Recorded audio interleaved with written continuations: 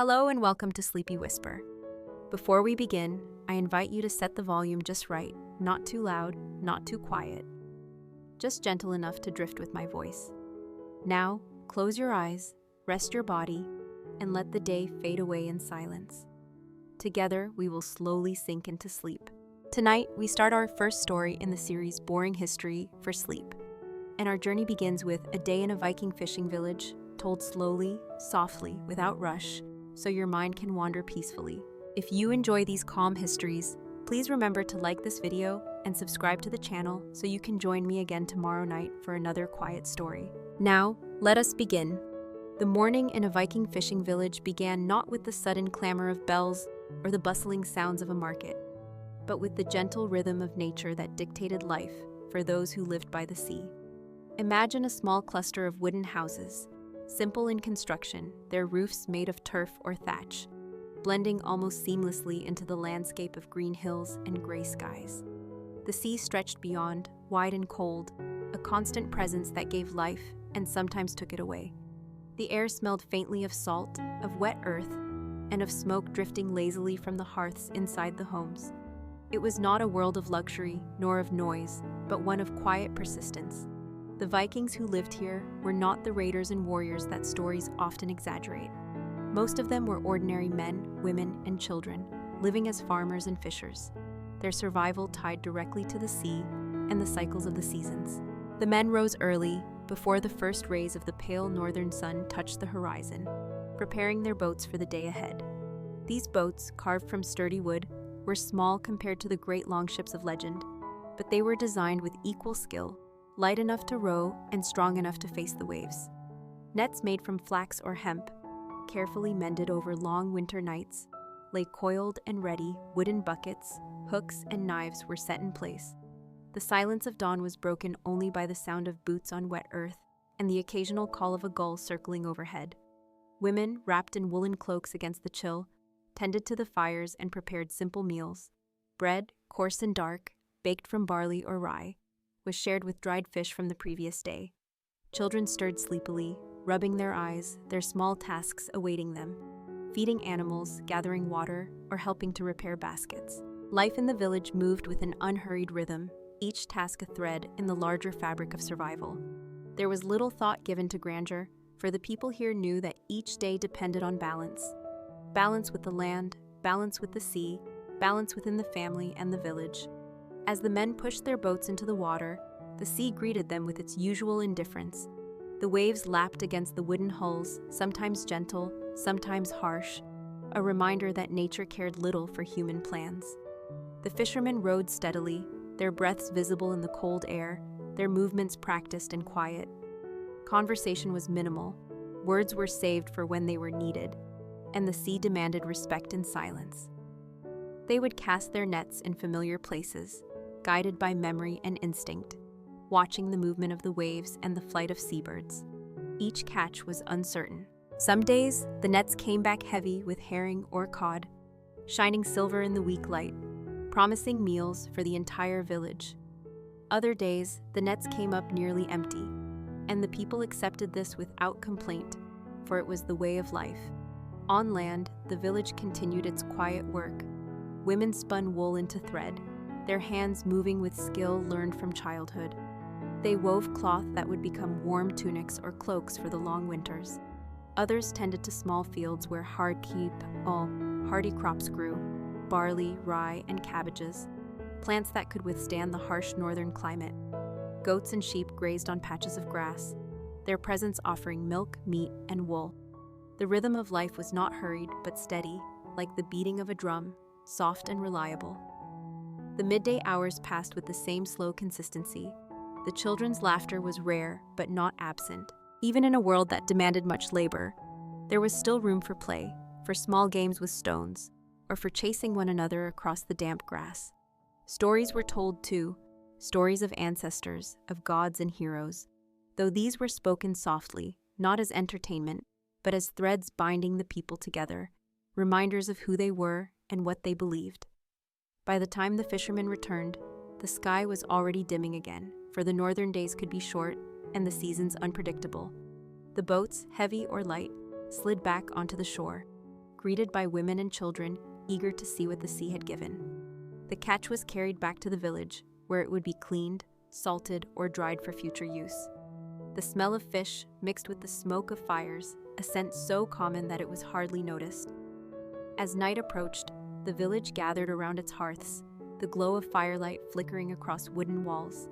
Meals were eaten without ceremony, fish, bread, perhaps some broth made from simple ingredients. It was not abundance, but it was enough. Conversation was gentle, unhurried, voices carrying softly against the crackle of firewood. Outside, the sea continued its endless rhythm, waves rolling under the moonlight, as they had for centuries before and would for centuries after. In this small fishing village, each day was much like the one before, and much like the one that would come tomorrow. A cycle of rising, working, and resting, with little change, and yet within this sameness lay a kind of peace. Life was fragile, yes, but also steady, anchored by tradition, by family, and by the simple trust that the sea, harsh though it was, would always return something to those who gave it their labor. And so, as the fires dimmed and sleep took hold, the village sank into silence, its people unaware that far away, stories would grow of Viking raiders and explorers, while here, the real Vikings lived out quiet lives in fishing villages, their days defined not by conquest, but by survival and the soft persistence of ordinary life. When the pale light of dawn gave way to the softer gray of morning, the village stirred with the steady rhythm of small tasks that never ended. The fishermen's boats had already left the shore, their silhouettes shrinking against the horizon, but life in the settlement was just as busy, though in a quieter, gentler way. Women bent over their work with practiced ease, spinning wool into fine threads using simple wooden spindles. Each motion was unhurried, each twist of the spindle a patient gesture repeated thousands of times, producing the yarn that would clothe families and protect them against the biting northern winds. Some women sat near the hearths, the warmth of the flames keeping fingers supple as they wove or sewed, while others carried baskets to small storage sheds, where salted fish and dried meats were carefully packed away for future use. Every movement was part of a cycle as familiar as the turning of the seasons, a cycle that kept the fragile line between hunger and survival in balance. Beyond the houses, small plots of farmland stretched in uneven patches of soil, where barley, rye, and hardy root vegetables were coaxed from the earth. The land was not rich nor forgiving, yet the villagers worked it patiently, planting and harvesting with the knowledge that each seed, each root, each handful of grain mattered. Children were sent to guard the fields from wandering animals, waving sticks, or calling out to chase off birds that swooped down eagerly for grain. Their voices carried lightly on the wind, rising and falling with the calls of seabirds, blending into the quiet music of the day. Not far from the fields, sheep grazed on the rough grass, their wool thick and tangled, a valuable resource as well as a source of milk and meat. Goats clambered across rocks with stubborn ease, their bells clinking softly, marking their movements. Cows, fewer in number, provided milk that was carefully collected and churned into butter, while hens scratched in the dirt, leaving eggs tucked away in hidden corners for children to discover. The rhythm of tending animals, of milking, feeding, and gathering, was steady and repetitive. Yet without it, the village could not endure the long winters that stretched endlessly when the sea grew too fierce for fishing. Inside the longhouses, where families lived under one roof, the smell of smoke clung to the air. The fire burned low in the central hearth, its light flickering against beams blackened by years of use. Wooden benches lined the walls, covered with furs that provided warmth and softness in a world where comfort was rare. Tools were stored neatly, their places known to every hand that used them.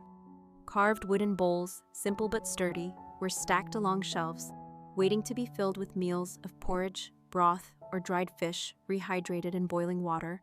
There was little decoration, little excess, only what was useful and what could last through the harsh seasons. Yet in the quiet glow of the fire, there was a sense of belonging, of safety that came from being together. Outside, the day moved slowly. The sun, pale and distant, lingered low in the sky, casting long shadows even at midday. The villagers moved with it, their tasks dictated by the natural rhythm rather than by any clock. No one rushed, for rushing served no purpose.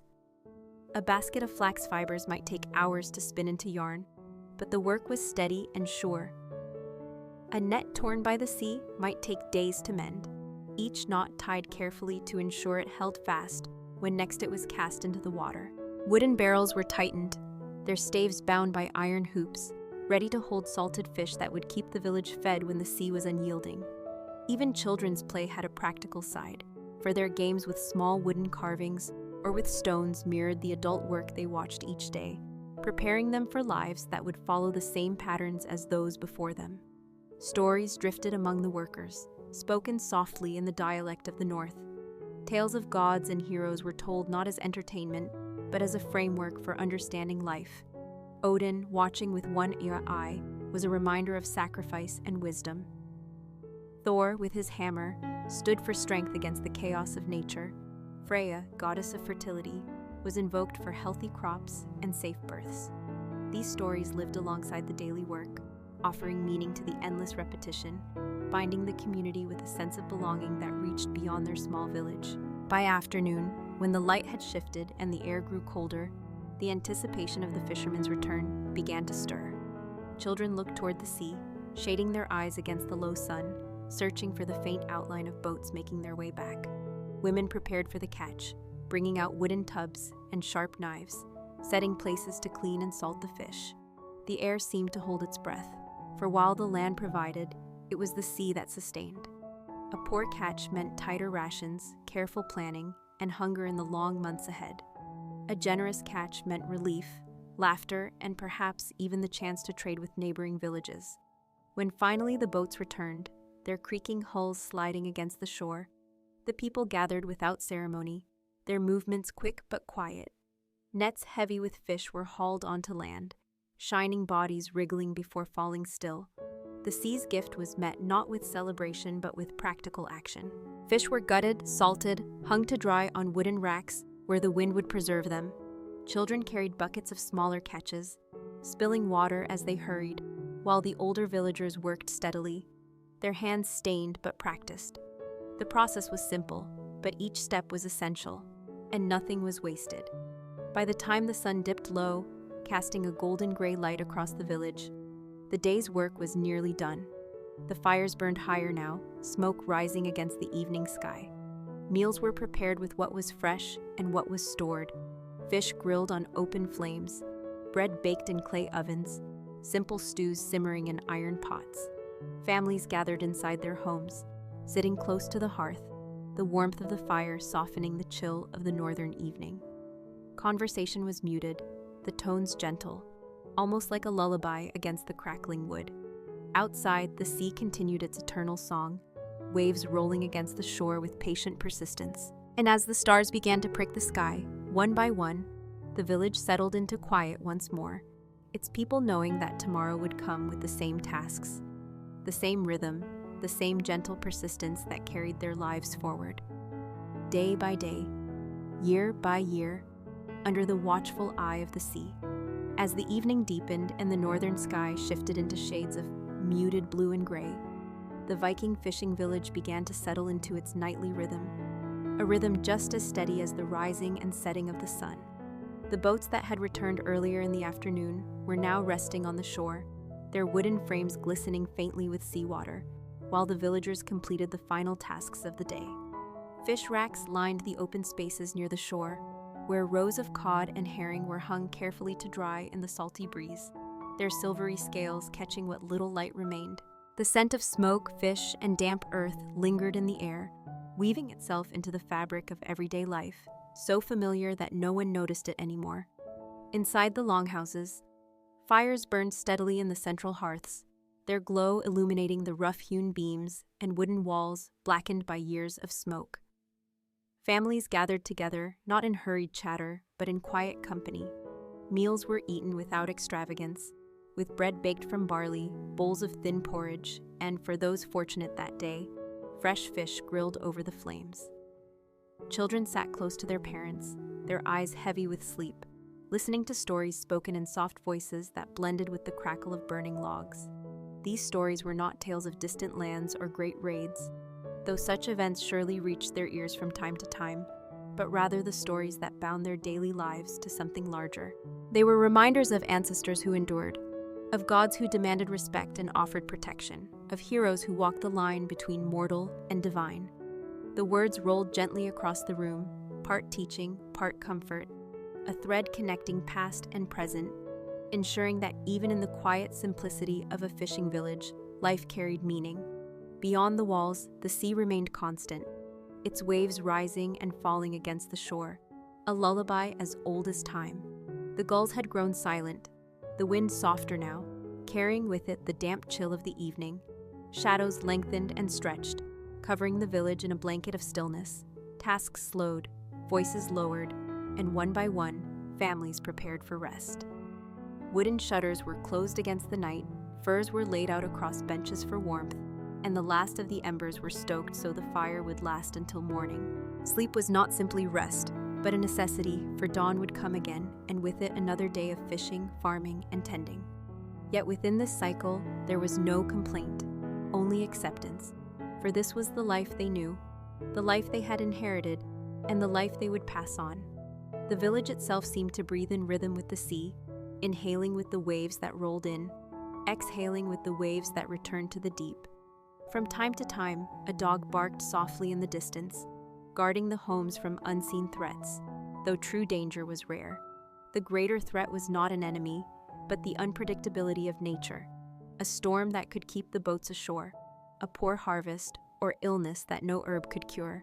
These worries lingered quietly in the minds of the elders, who watched the firelight dance and knew that survival depended not on strength alone, but on community, on each member fulfilling their role with patience and care. In this way, the village endured, not through glory or conquest, but through the steady weight of ordinary days, each one folding into the next, like the waves folding into the shore. As night wore on, the sounds of the village diminished further. The clatter of tools was gone, the voices hushed, and the fires burned lower, leaving only the faint glow of embers. Outside, the stars shone faintly through the thin veil of northern clouds, their light cold but constant, just as it had been for generations before. The moon, pale and distant, reflected off the surface of the sea, casting a soft path across the water. Perhaps a fisherman, looking out from his doorway before sleep, paused to watch it, reminded that beyond their small settlement lay a vast world, mysterious and unreachable, yet always present. Then he would close the door, return to his family, and let the quiet of the night carry him into dreams. In these dreams, perhaps the sea was calm, the nets always full, and the winters shorter than they truly were. Or perhaps the dreams were simply of another day like the one that had passed, steady, quiet, and unremarkable to anyone but those who lived it.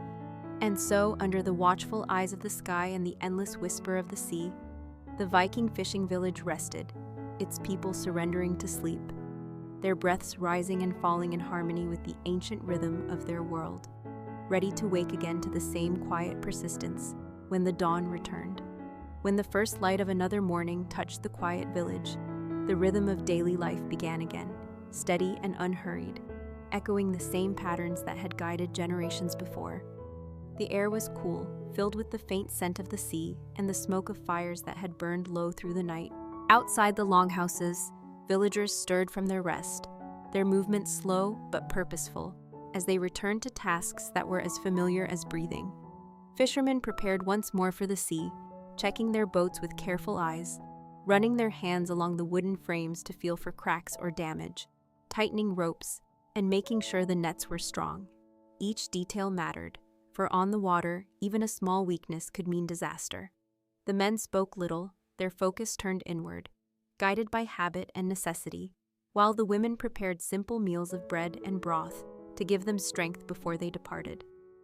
Children carried water from the nearby stream, their bare feet leaving small prints in the damp soil, laughing softly to one another though never too loudly, for the mood of the morning was one of quiet concentration. The older villagers, those whose bodies no longer allowed them to venture far, tended to lighter tasks, mending clothing, repairing tools, teaching the younger ones with patience born of years. They showed children how to twist fibers into rope, how to patch a hole in a fishing net, how to shape wood into handles or bowls, lessons given not with formality, but woven into the gentle flow of work. Knowledge was not written down in books, but carried in memory and in the movements of hands that repeated the same motions over and over until they became second nature. Beyond the homes, the small fields were checked, the soil turned gently with wooden tools, the young sprouts of grain examined for signs of growth or damage. Sheep and goats were led to graze, their bells jingling softly as they moved across uneven ground, while cows were milked in the pale light, their warm breath rising into the chill air. Every act, however simple, was part of the larger fabric of survival. And though it seemed repetitive, it was in this repetition that life was sustained. The sea, always the great provider, waited beyond, its surface calm one day, restless the next, indifferent to human need. By midday, as the fishermen's boats became distant shapes against the horizon, the village itself seemed to move at a slower pace.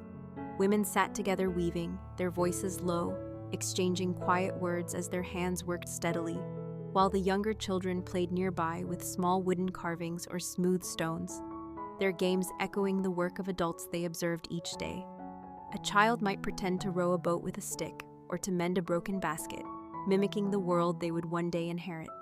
From time to time, a dog barked, chasing away birds that threatened the drying racks of fish, while the sound of axes splitting wood rang faintly from one corner of the settlement.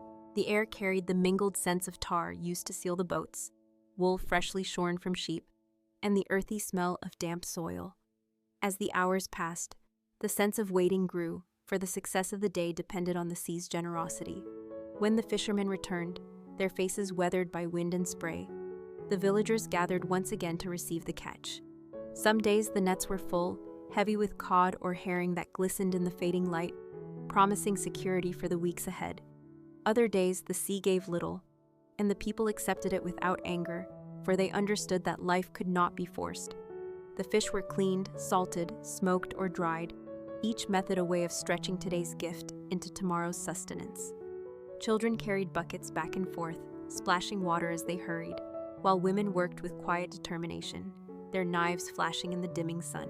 The men, tired but steady, spoke little of the dangers faced, of waves that had threatened to overturn the boats, of sudden gusts that chilled their bones, for such hardships were not extraordinary, but simply part of their existence. Evening came softly, with the pale glow of the sun sinking low over the horizon, and once again the fires were lit, spreading warmth through the homes. Meals were shared, modest and familiar, eaten with gratitude rather than complaint. Conversations drifted like smoke, soft and unhurried, as families spoke of small matters, the weather, the animals, the fields, and the sea. The children, now tired from their play, leaned against their parents, their eyes heavy with sleep, lulled by the murmuring voices and the crackle of the hearth. Outside, the night returned with its familiar silence, broken only by the rhythm of the waves and the occasional call of an owl. The stars appeared once more, faint against the northern sky, and the moon traced a pale path over the water. In that stillness, the village seemed timeless, its people repeating the same acts their ancestors had, living lives that left little trace beyond the quiet persistence of survival. And so the day ended much as it had begun, not with triumph or tragedy, but with steady work, with patience, and with the quiet acceptance that each day was enough. Each day a gift given by the sea and the land, and each day part of the endless cycle that carried the Viking fishing village through the years. The passage of time in the Viking fishing village was not measured by clocks or by the rush of hurried schedules, but by the gentle, predictable flow of tasks and the slow shifting of the seasons. Each day blended into the next with subtle variations, the repetition itself offering a sense of comfort, as though life were held steady by invisible threads. By now, the rhythms of fishing, farming, and family had long settled into a pattern that all villagers understood and embraced. Morning always began with the quiet preparation for the sea. The men carried their nets, still damp from yesterday, mended them carefully, and loaded them into the boats with silent precision. Their faces, weathered by salt and sun, revealed little emotion, but their eyes were always fixed on the horizon. To them, the sea was not only a provider, but also a force that commanded respect, a reminder that survival required humility. Once the boats were pushed into the cold water, the shore emptied of men, leaving the women, children, and elders to carry the tasks of land. The longhouses came alive with activity. Fires burned brighter as women prepared the day's meals, boiling thin porridge or baking coarse bread from rye and barley. Some women gathered together in open spaces, spinning wool and weaving cloth, their conversations weaving just as steadily as the threads in their hands. The younger ones, not yet skilled in such work, observed quietly, absorbing knowledge that would guide them in later years. The older women, their hair streaked with gray, carried authority not through commands, but through example, their patience shaping the pace of the household. Children had their roles as well, carrying water in wooden buckets, feeding the goats, and gathering firewood. Though their tasks were smaller, they were vital, for in a village where every resource mattered, no effort was considered insignificant. Midday brought a stillness that stretched across the settlement. The boats were far away, their silhouettes invisible against the vast expanse of sea, and the villagers turned to their quiet labors. In the fields, bent backs worked the soil, pulling weeds from the hardy grains that pushed through the earth. Small gardens near the houses held cabbages and turnips, which would provide food through the coming winter. Sheep grazed patiently, their thick coats a promise of warmth, while cows shifted lazily, their soft sounds carrying in the breeze.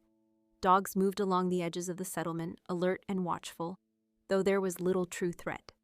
The stillness was broken only by the steady rhythm of tools, the faint murmur of voices, and the occasional laughter of children when their work was done, and they returned to games with sticks, stones, or carved wooden figures. Life was simple, yet within its simplicity lay a sense of order that kept the community bound together.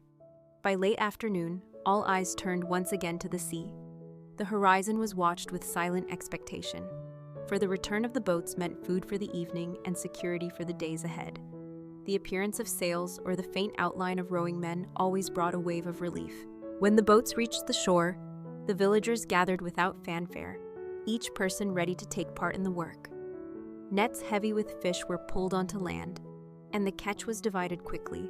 Some fish were cooked immediately for the evening meal, others salted and packed into wooden barrels, and the rest hung to dry in the open air, where the sea wind preserved them. The process was efficient, learned through generations, each hand moving as though guided by memory rather than thought. The work was steady, and though it carried the smell of blood and salt, no one complained, for it was the scent of survival. Evening descended with the slow fading of light, the sun low and pale, casting long shadows across the village. Fires were lit once more, smoke curling upward into the sky, carrying with it the faint smell of fish and wood. Families returned to their longhouses, gathering close around the hearths where warmth and light softened the darkness. Meals were eaten in silence or with soft conversation, the crackling fire filling the pauses between words.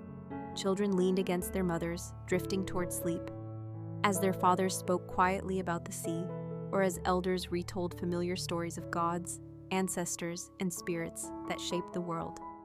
These stories were not told for excitement, but for reassurance, gentle reminders that life had meaning beyond the day's work. The rhythm of the evening was slow and deliberate, the flames dimming as time slipped into night. Outside, the sea continued its eternal song, waves rolling steadily against the shore, carrying the same tune that had lulled countless generations before. The air grew colder, the stars pricked through the sky, and the moon, pale and distant, stretched its light across the water. Within the longhouses, breaths grew even and steady as sleep claimed the villagers one by one. It was not a restless sleep filled with dreams of ambition or change, but a deep, necessary rest, readying them for another day that would mirror the one just past.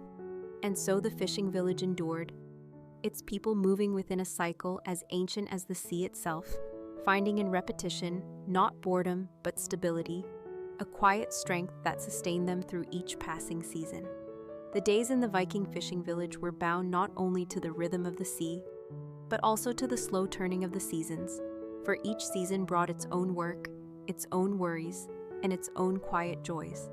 By the time summer reached its height, the sun lingered longer in the sky, stretching daylight into hours that seemed unending, giving the villagers precious time to fish, to harvest, and to prepare for the winter that they knew would inevitably return.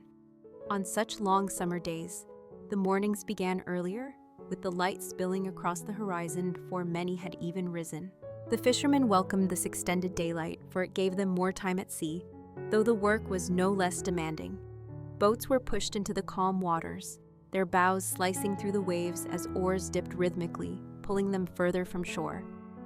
Nets were cast into familiar grounds, and while some men watched the water for signs of fish, others spoke softly of the year's catch, of the weather, of what the gods might bring in the months to come. At the same time, the village itself moved with an energy shaped by the warmth of the season.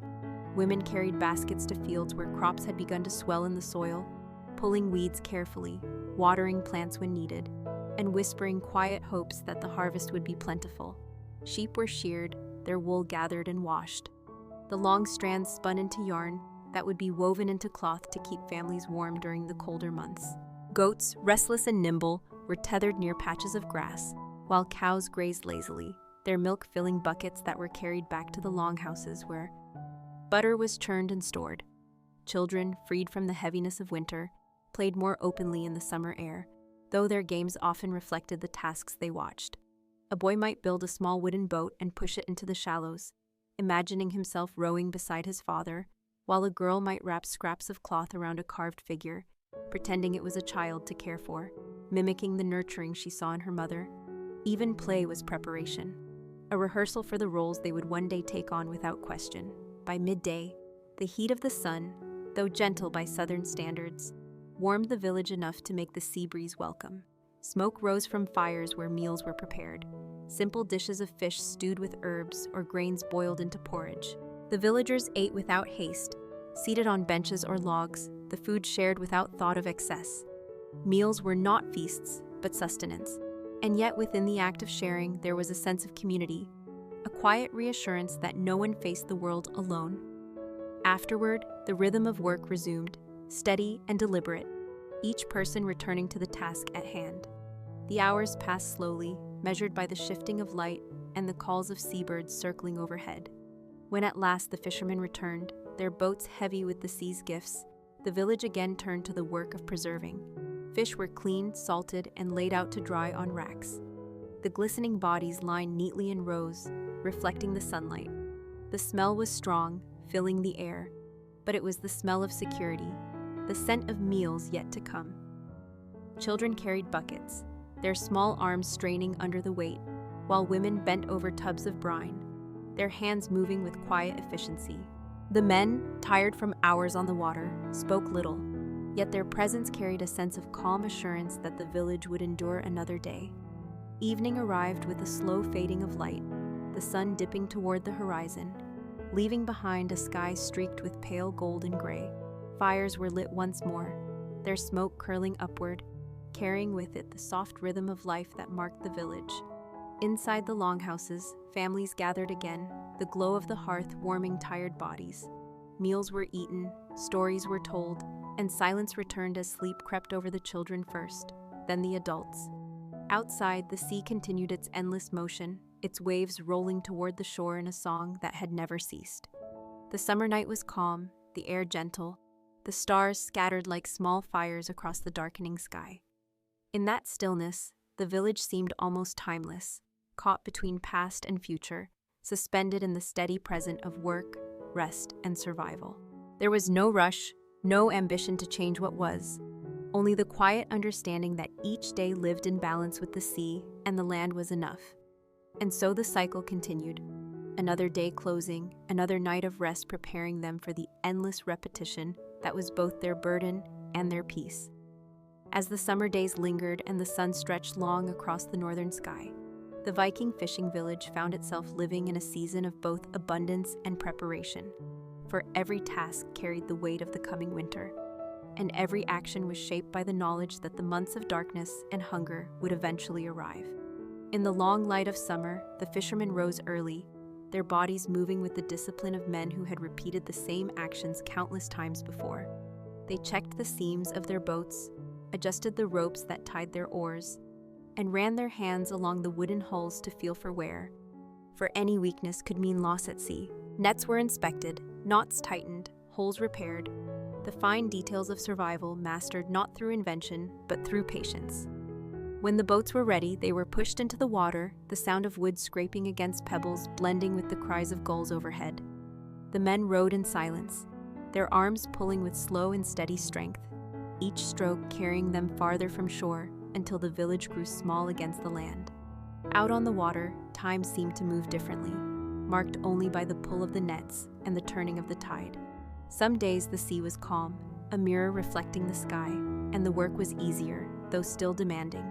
Other days the waves rose higher, challenging the fishermen's skill and courage, reminding them of the sea's indifference. Each return was uncertain, but each departure was necessary. While the men worked on the water, the land held its own rhythm. The women moved between tasks with quiet efficiency, their hands never idle.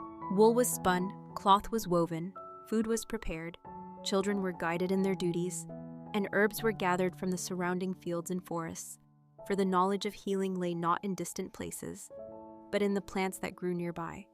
Elders watched, their words few but weighty, offering guidance when needed, their presence a reminder that survival was as much about wisdom as strength. Children carried water, gathered firewood, or followed their mothers to the fields, where the crops slowly pushed through the soil. Every contribution mattered, and though their steps were small, they learned early that their part in the rhythm of the village was not optional but essential. As the day stretched into midday, the village hummed with a quiet steadiness. The sun was bright but not harsh, the air filled with the mingled smells of salt, smoke, and earth. Fires burned low under iron pots where porridge simmered or fish stewed with herbs. Meals were eaten quickly and without extravagance, for work did not wait. Yet in these simple meals, shared side by side, there was a sense of togetherness that no abundance could have improved. Afterward, the women returned to their weaving. The men who remained on land repaired tools or shaped wood into new handles and bowls, while the children slipped into play, their games small reflections of the work they watched. By late afternoon, eyes turned again to the sea, for the horizon held the promise of the fishermen's return. The appearance of boats was always greeted with relief, whether the nets were full or light, for the very act of returning meant safety and another chance tomorrow. Fish were hauled ashore, their scales flashing in the fading light, and quickly set to processing. Salted, dried, smoked, each method carried the same purpose, to stretch today's work into sustenance for months ahead. The smell was strong, clinging to the air, but it was the smell of life. Children carried buckets of seawater to wash the catch, their laughter soft as they splashed one another, while women worked with knives and practiced silence. The men, tired from hours at sea, moved more slowly now, but their presence gave strength to the work. Evening came gradually, the sun dipping low yet lingering on the horizon, painting the sky with soft streaks of gold and gray. Fires were stoked higher, smoke rising into the cool air, and families gathered once more inside their longhouses. The warmth of the hearth filled the rooms, the light dancing against the beams, while meals were shared in the same quiet manner as always. Children, weary from the day, rested their heads on their mothers' laps, their eyes closing as stories were spoken in soft tones. These stories were not merely tales for passing time, but threads binding the generations together, teaching lessons through the lives of gods and ancestors, reminding all that their struggles were neither new nor meaningless. As night deepened, silence spread across the village, broken only by the sound of the waves and the occasional call of a night bird. The stars, faint yet steady, appeared one by one, scattered across the dark sky, while the moon cast its pale reflection over the sea. Within the longhouses, the fires dimmed, breath slowed, and sleep came gently. It was not a restless sleep, but one earned by steady labor, by the quiet fulfillment of duty, and by the trust that tomorrow would unfold in the same rhythm as today. And so the Viking fishing village endured another day, its people carried forward not by sudden change or grand events, but by the persistent cycle of work, rest, and survival, a cycle as ancient as the sea itself. As the long days of summer slowly began their decline and the first hints of autumn touched the air, the Viking fishing village shifted its focus, for while the work of fishing and farming never ceased, the urgency of preparation grew stronger with each passing day. The villagers knew that the generosity of summer would not last forever, that the warmth of the sun would soon fade and the long, cold nights of winter would arrive, bringing hunger and hardship if the people were not ready. In the mornings, the fishermen still pushed their boats into the sea, their movements steady and practiced. But there was now an added weight in their tasks, quiet awareness that each trip mattered more, that every catch carried greater importance. The nets were thrown wide, pulled in with hopeful effort, each fish a gift to be preserved carefully, salted and dried, so that it might last through the months when the sea could no longer be trusted to give. On land, the rhythm of labor quickened as well. Women moved between fields and homes, tending to the last of the crops, pulling cabbages from the soil, gathering turnips and root vegetables that could be stored through the cold. Grain was harvested and threshed, the stalks bundled neatly, the kernels ground into meal that would form the base of bread and porridge. Smoke drifted from the drying racks where fish hung in long rows, their silver bodies stiffening in the cool air, while in the storage sheds, barrels were filled with salted herring, each one carefully sealed, a silent promise against the emptiness of winter. Children worked alongside their parents more diligently now, carrying baskets of vegetables, collecting firewood, fetching water, learning that the security of the village rested on every set of hands, no matter how small. The days themselves seemed to shorten, the sun dipping lower in the sky and the air sharper, carrying with it the scent of damp earth and the faint tang of sea salt. In the afternoons, as the fishermen returned with their catches, the village gathered quickly to process the fish, the work done with an urgency that was quiet but clear. Knives flashed in the fading light, salt was rubbed into flesh, and fires smoked with the labor of preservation. There was no waste, no pause, only the steady continuation of tasks, learned through generations, tasks that meant the difference between survival and suffering. Evenings were cooler now, the hearths burning brighter as families gathered close around the fire. The glow flickered across faces marked by fatigue, but also by quiet determination. Meals were eaten without luxury, but there was comfort in their warmth, in the simple act of sharing food after a long day. The elders, their voices soft and steady, spoke more often of winters past, reminding the younger ones of the storms that came suddenly, of the hunger that lingered when stores were thin, of the importance of patience and preparation. Their words were not warnings meant to frighten, but lessons meant to anchor, to remind the village that endurance came not from strength alone, but from foresight, from unity, from the steady labor of each day. Outside, the wind shifted, carrying with it the cries of seabirds flying southward, their departure another sign of the turning season. The sea itself grew restless, its waves stronger, its surface less forgiving, as though reminding the fishermen that its gifts would soon be harder to claim. Yet even in its harshness, it remained their lifeline, the bond between their survival and the wider world.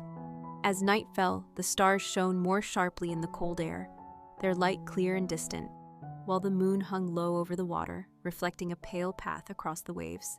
The village sank once more into silence, the longhouses glowing faintly with the fires within, the people resting from their labor, their dreams filled not with grandeur, but with the steady hope of enough. Enough fish, enough grain, enough wood, enough strength to carry them through the winter to come. And so the cycle continued, each day blending into the next, each act of labor a stitch in the fabric of survival, binding the Viking fishing village together in quiet persistence against the vast and indifferent world. As autumn deepened and the days grew shorter, the Viking fishing village moved with an urgency softened by its steady rhythm, for now every action was aimed toward readiness for the winter, and each person, young or old, understood that the season ahead would test their patience and endurance. The mornings began later, the light of dawn weaker, struggling to rise over the horizon, while a thin frost often clung to the grass and wooden beams of the houses. Fishermen rose nonetheless, wrapping themselves in thick woolen cloaks before stepping toward the shore, their boots crunching softly against the hardened earth. Their boats, worn but reliable, awaited them as always, and with practiced motions they pushed them into the cold water, oars dipping steadily as they rowed toward the darker sea. Nets were cast once more, though the catches grew less certain, for the fish moved with the season, and what had once been plentiful now required greater patience and skill. Yet the men worked without complaint, their faces set in calm concentration, their silence broken only by the cry of gulls or the slap of water against wood. On land, the work carried a different weight. Women rose early to tend to fires that burned constantly now, for warmth was needed in the chill air. The fields were nearly bare, the last of the crops gathered and stored, but there were other tasks to occupy the hands. Root vegetables were packed carefully into pits lined with straw. Grain was ground into coarse meal and stored in wooden chests. And herbs were dried, their scents lingering in the air as reminders of summer past. Wool, carded and spun, was woven into thicker cloth, for the coming cold demanded stronger garments. Children helped as they could, carrying bundles of firewood, fetching water that grew colder with each passing day, and assisting their parents in the endless work of storage and preparation. The older villagers, unable to match the physical demands of younger bodies, gave their wisdom freely, offering advice on how to ration food, how to mend tools, how to endure the long months ahead. The afternoons were filled with the scent of smoke, for fish continued to hang from racks, slowly drying in the crisp air, while salted barrels were stacked carefully in sheds, each one guarded against dampness and decay. Dogs padded through the settlement, alert but quiet, as if sensing the change in the season.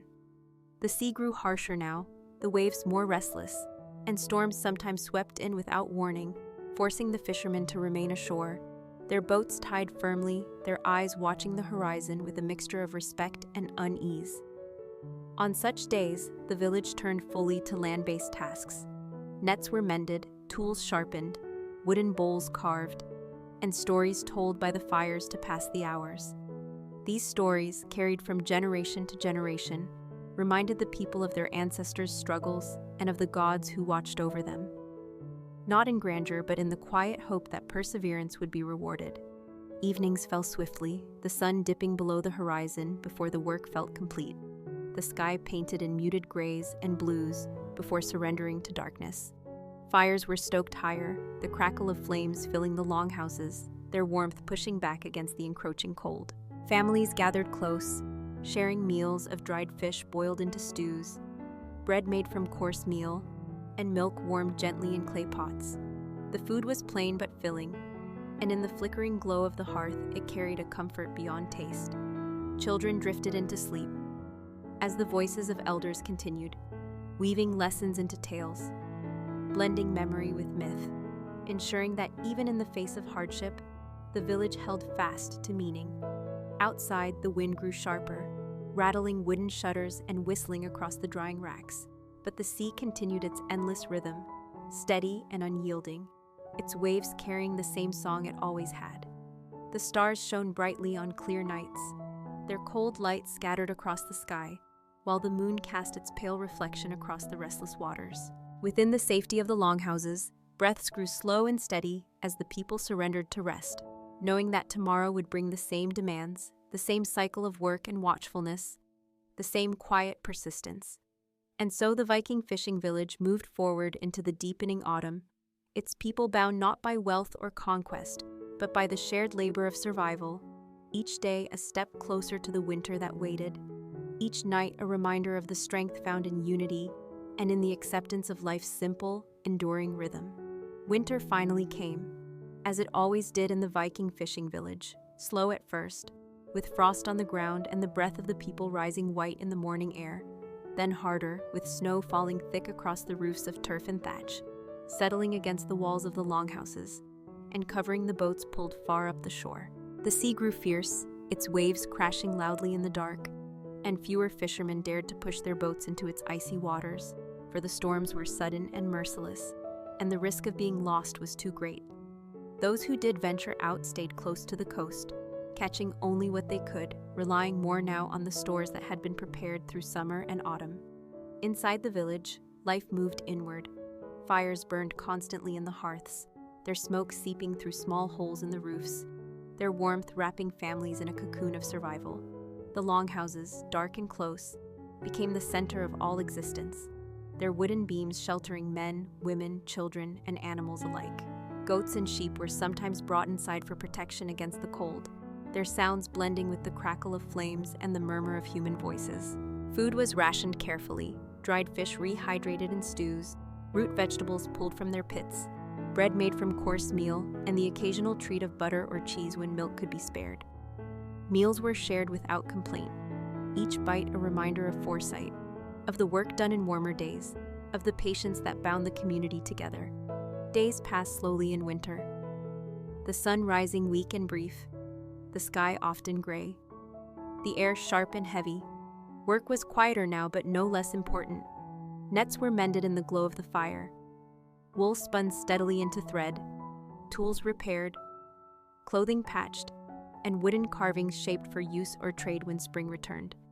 Children sat close to their mothers, their small hands learning these same tasks, their laughter softer now but still present, a reminder that even in hardship, life held space for joy.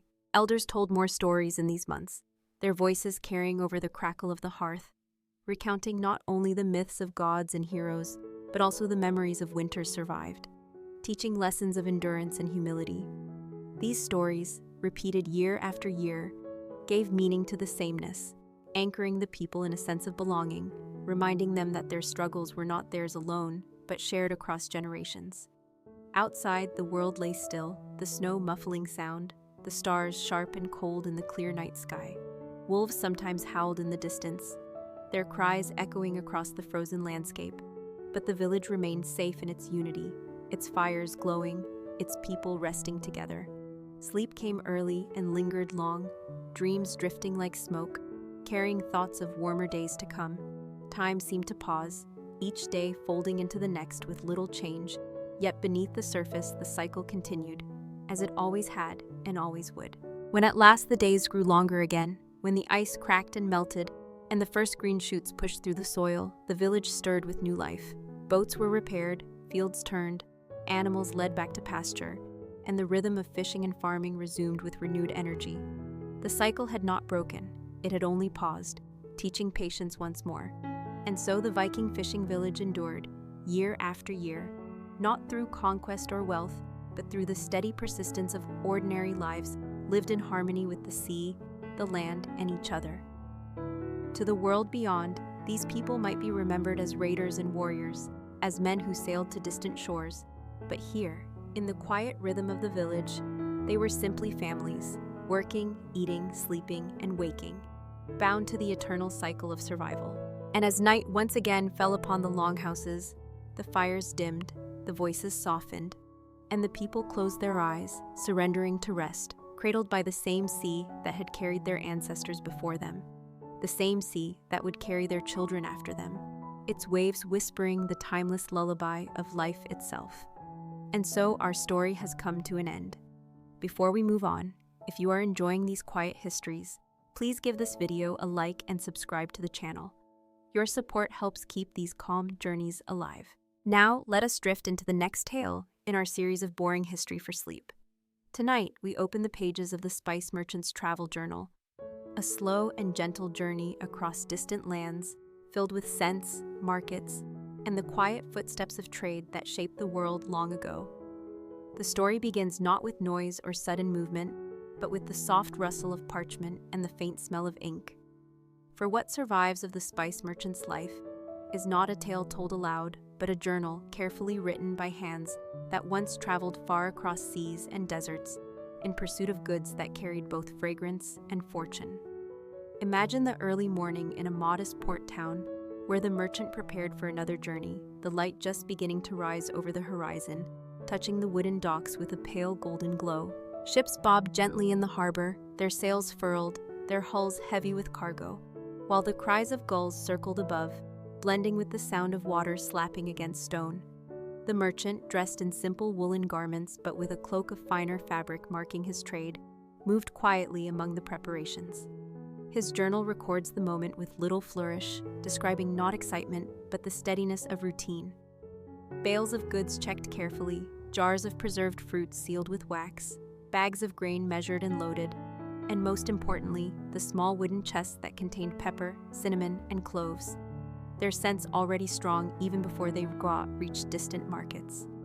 To us, these spices might seem ordinary, tucked away in kitchen shelves and used without thought, but to him, they were treasures, worth long months of travel, worth risk and patience, worth more than their weight in silver. The docks were alive with similar merchants, sailors, and laborers, their voices low, their movements practiced. For this was not a day of festival or spectacle, but of work, the kind of work that built connections across lands and seas. The merchant's ship was smaller than the grand vessels of war or exploration, but it was sturdy, built for trade, with wide holds and a crew who knew the rhythm of long voyages. He wrote of their preparations as though they were ordinary, yet within the details one senses the anticipation of distance. Ropes coiled neatly, sails folded and ready to catch the wind, water casks filled, salted fish packed to last through the journey. The morning meal was simple, bread, cheese, and dried figs shared among the men, but it carried with it a sense of beginning, the first step into uncertainty. As the sun climbed higher, the sails were raised, and the ship began to move slowly from the harbor, its wooden beams creaking, its course set toward the open sea. The merchant stood at the stern, his cloak catching the wind, his hand resting on the journal where he had already written a line. The sea carries us as it has always carried men, indifferent yet constant, demanding respect but offering passage. His words, written in neat script, were less for others than for himself, a way to anchor memory in ink, to give permanence to days that otherwise might slip into the endless sameness of water and sky. As the shoreline receded, the village with its tiled roofs and narrow streets grew small, and the merchant turned his eyes toward the horizon where nothing but sea awaited. The crew moved with discipline, adjusting sails, tying knots, checking the cargo once more, while the ship groaned softly, settling into its journey. Hours passed with little change, the sea calm, the sky clear, the wind steady. The journal notes the stillness of such days, when time itself seemed suspended, marked only by the meals shared at set intervals and the slow turning of the sun. The merchant used these hours to think, to plan the trades ahead, to imagine the markets of distant lands where his spices would be weighed, smelled, and sold, where silver coins would change hands, and where new goods, silks, glassware, oils might be found to bring back. He wrote of the scents already filling the air from the cargo below deck, how the pepper pricked the nose, how the cinnamon carried warmth even in the salty wind, how the cloves, sharp and bitter, seemed to cut through the sea air.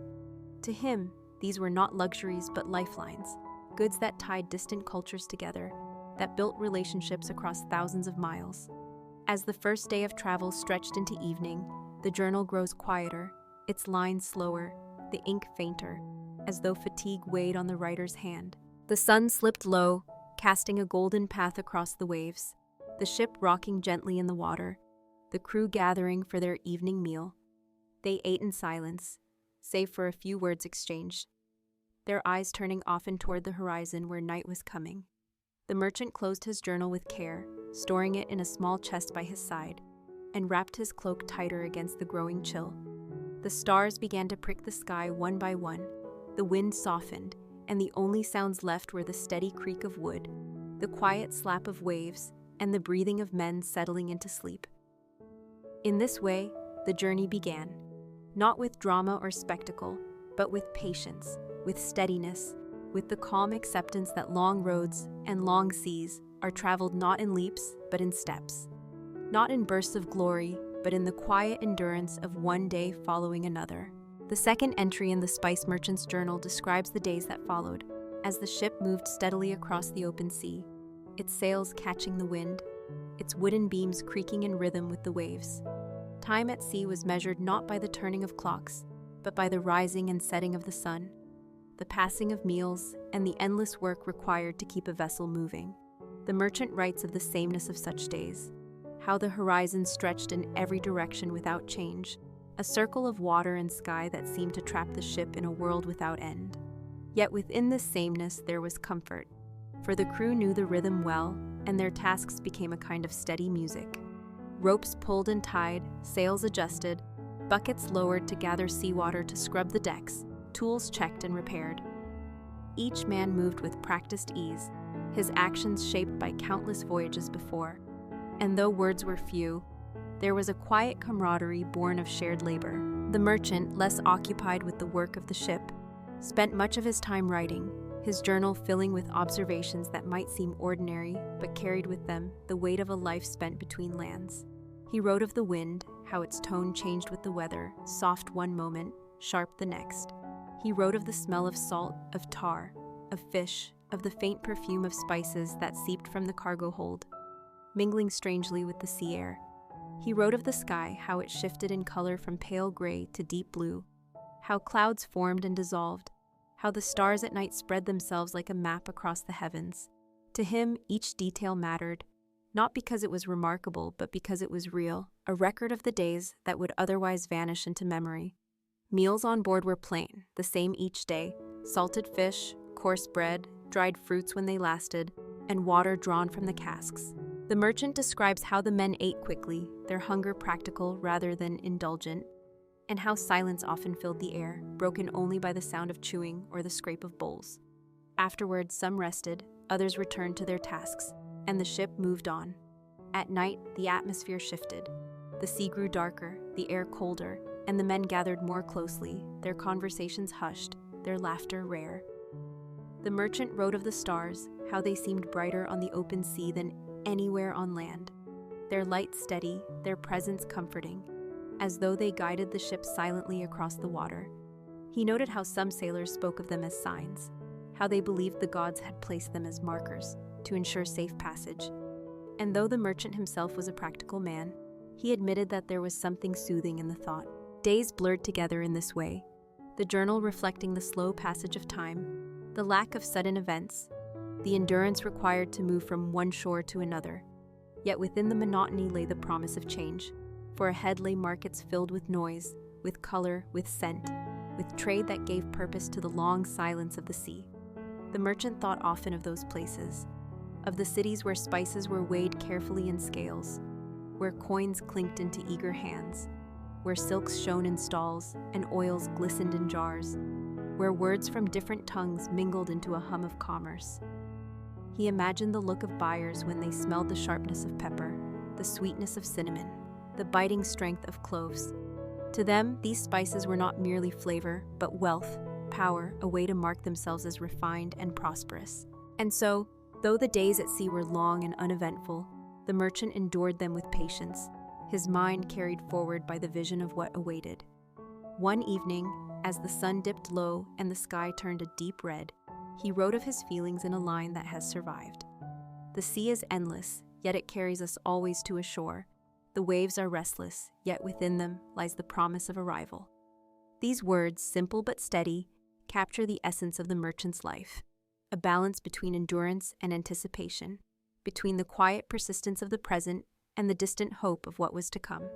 And so the ship sailed on, night after night, day after day, its crew bound by labor, its merchant bound by ink, its course steady toward lands where spices would speak louder than words, where trade would tie strangers together, and where the journal would continue to record, not just the facts of travel, but the feeling of being carried endlessly forward by the sea.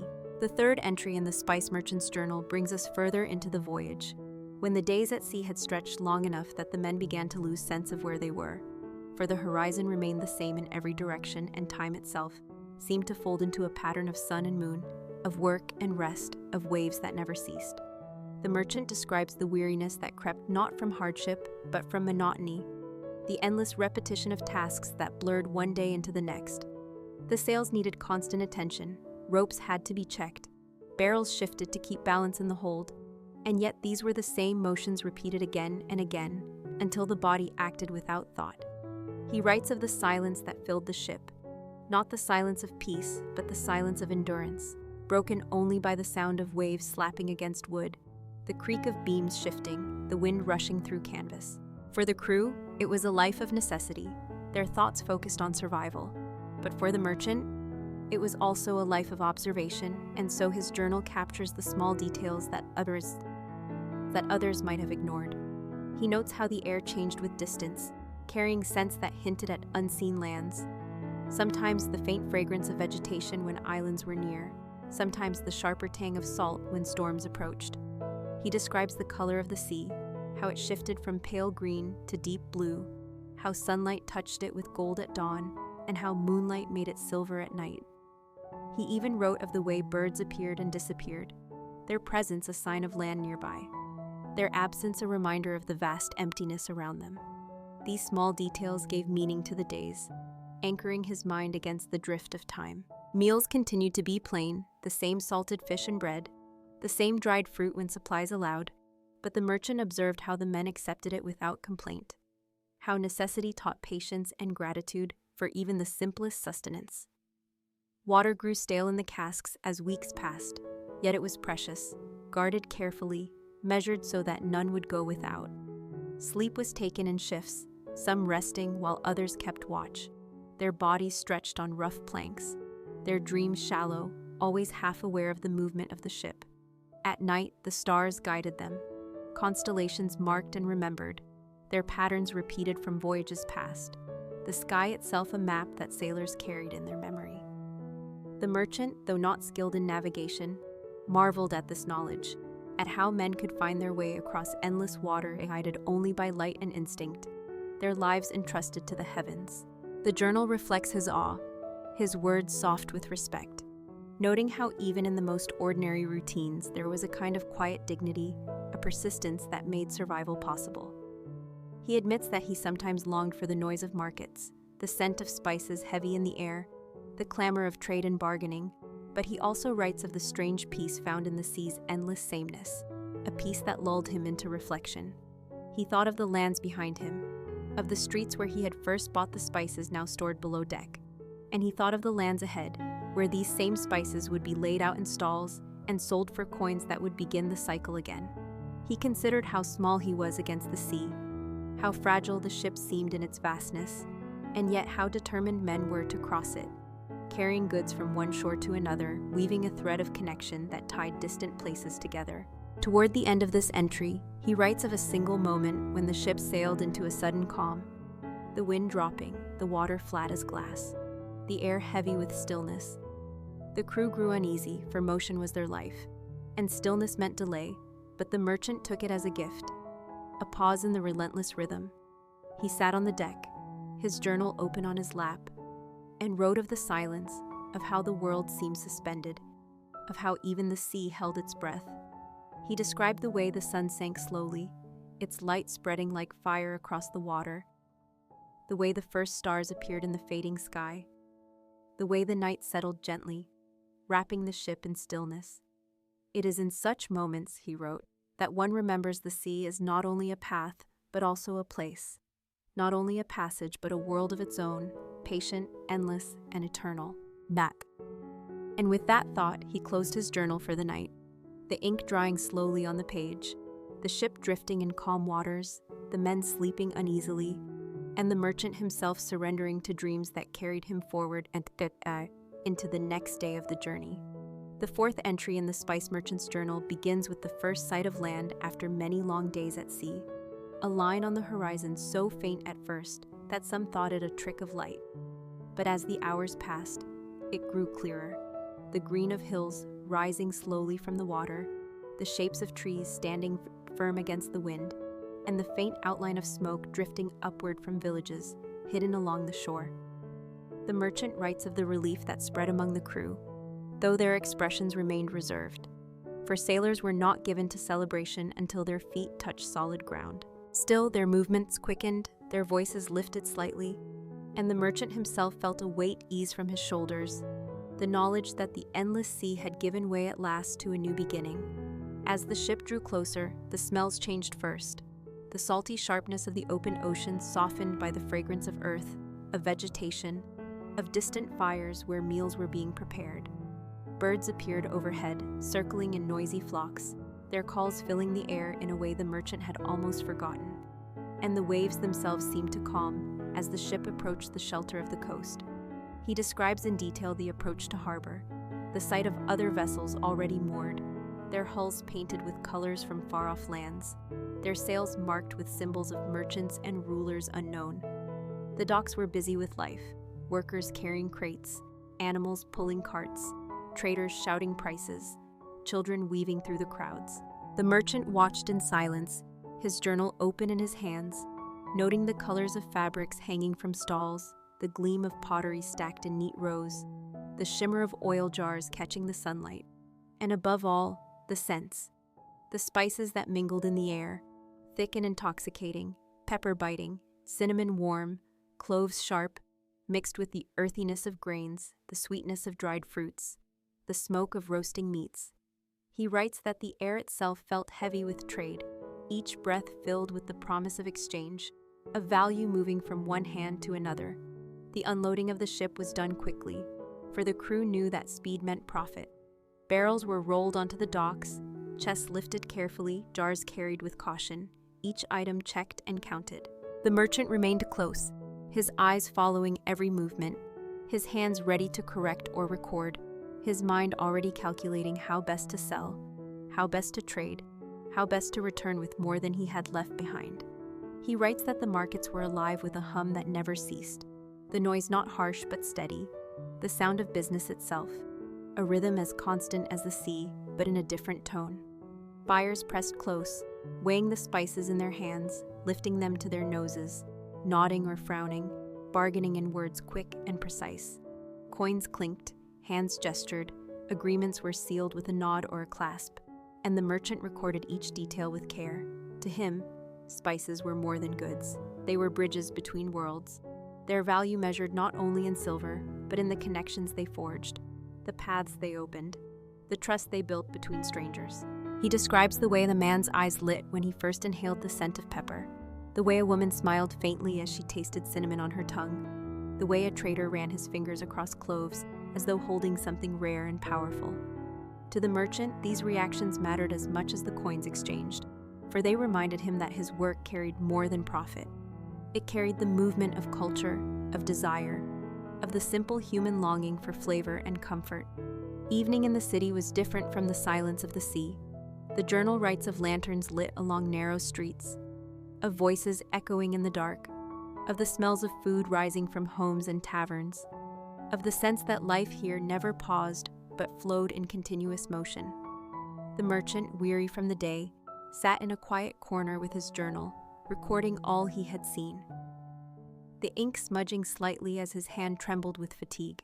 He wrote of his gratitude for safe passage, of his awe at the abundance of the market, of his hope that the journey would continue in fortune. "The sea carries us from emptiness to fullness," he wrote, "from silence to noise, from sameness to variety. It is not the sea that changes, but the shore it delivers us to."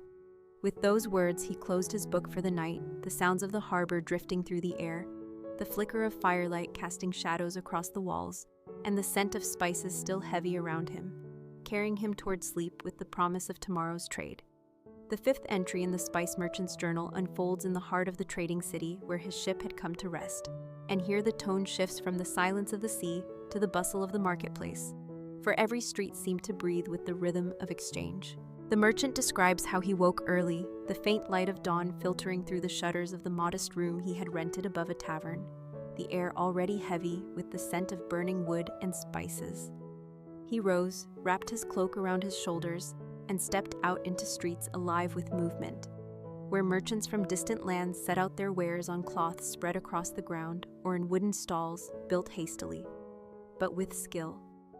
The journal lingers on the details of these stalls, recording the colors of fabrics dyed in hues far brighter than those of his homeland, the glint of glass vessels filled with oil, the rough texture of pottery stacked in neat towers, the shimmer of metals worked into bowls, ornaments, and tools.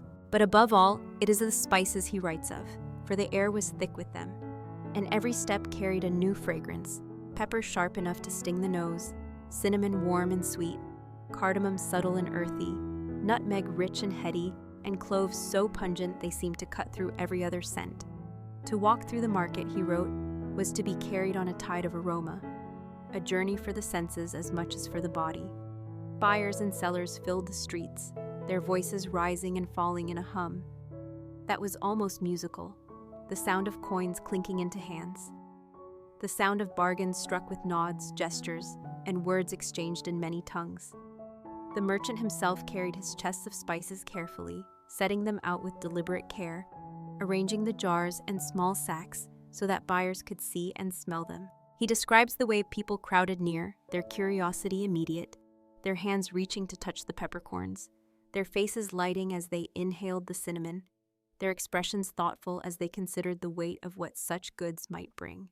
He bartered patiently, for trade was not only about goods, but about trust.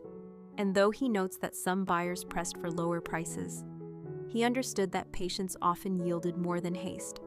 In the journal, he reflects that spices were not mere luxuries, but symbols of refinement, of connection to distant places, of power displayed in the meals of rulers and nobles. To sell them was to sell not only flavor, but the very idea of wealth and culture. and so each transaction carried with it a meaning beyond the exchange of coins.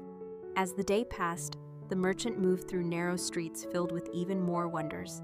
He saw traders from deserts with camels laden with salt and dates, sailors from islands carrying coconuts and strange fruits, artisans who displayed carvings of ivory and wood, musicians playing instruments whose sounds echoed through the stalls.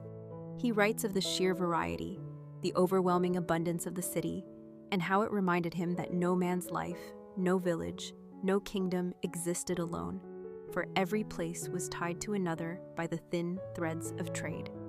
Evening in the market was no quieter than morning. Lanterns were hung, their glow casting warm light over the stalls, shadows flickering across faces as buyers continued to haggle, as sellers called out prices, as the hum of commerce filled the night. The merchant writes that his chest of coins grew heavier, but he carried it with care, knowing that each coin was only another step in the journey, another reason to return to sea and begin the cycle again.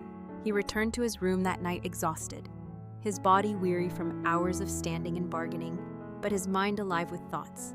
He lit a small lamp, opened his journal, and wrote by its flickering glow. He wrote of the people he had met, their expressions as they smelled his spices, their eagerness to pay for what they believed would set them apart. He wrote of the smells that lingered in the air, so thick that even in the quiet of his room he still tasted them. And he wrote of his own place in this web of exchange, not as a warrior or a ruler, not as a man of renown, but as a simple merchant, carrying goods from one place to another, weaving a thread in the fabric of the world. The market does not sleep, he wrote, and neither does the memory of what we carry.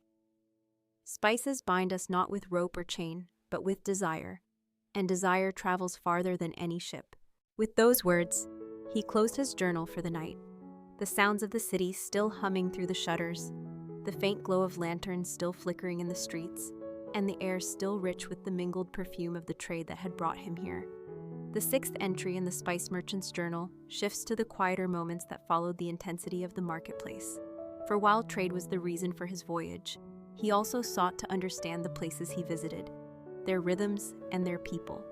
And so his writing takes on the tone of a traveler who lingers, observing with patience rather than rushing to move on. He describes mornings in the city when the streets were still damp from the night air, the stalls not yet set, the voices not yet raised in the chorus of trade, when the only sounds were the calls of early vendors, the clatter of shutters being opened, the slow steps of workers carrying baskets to prepare for the day.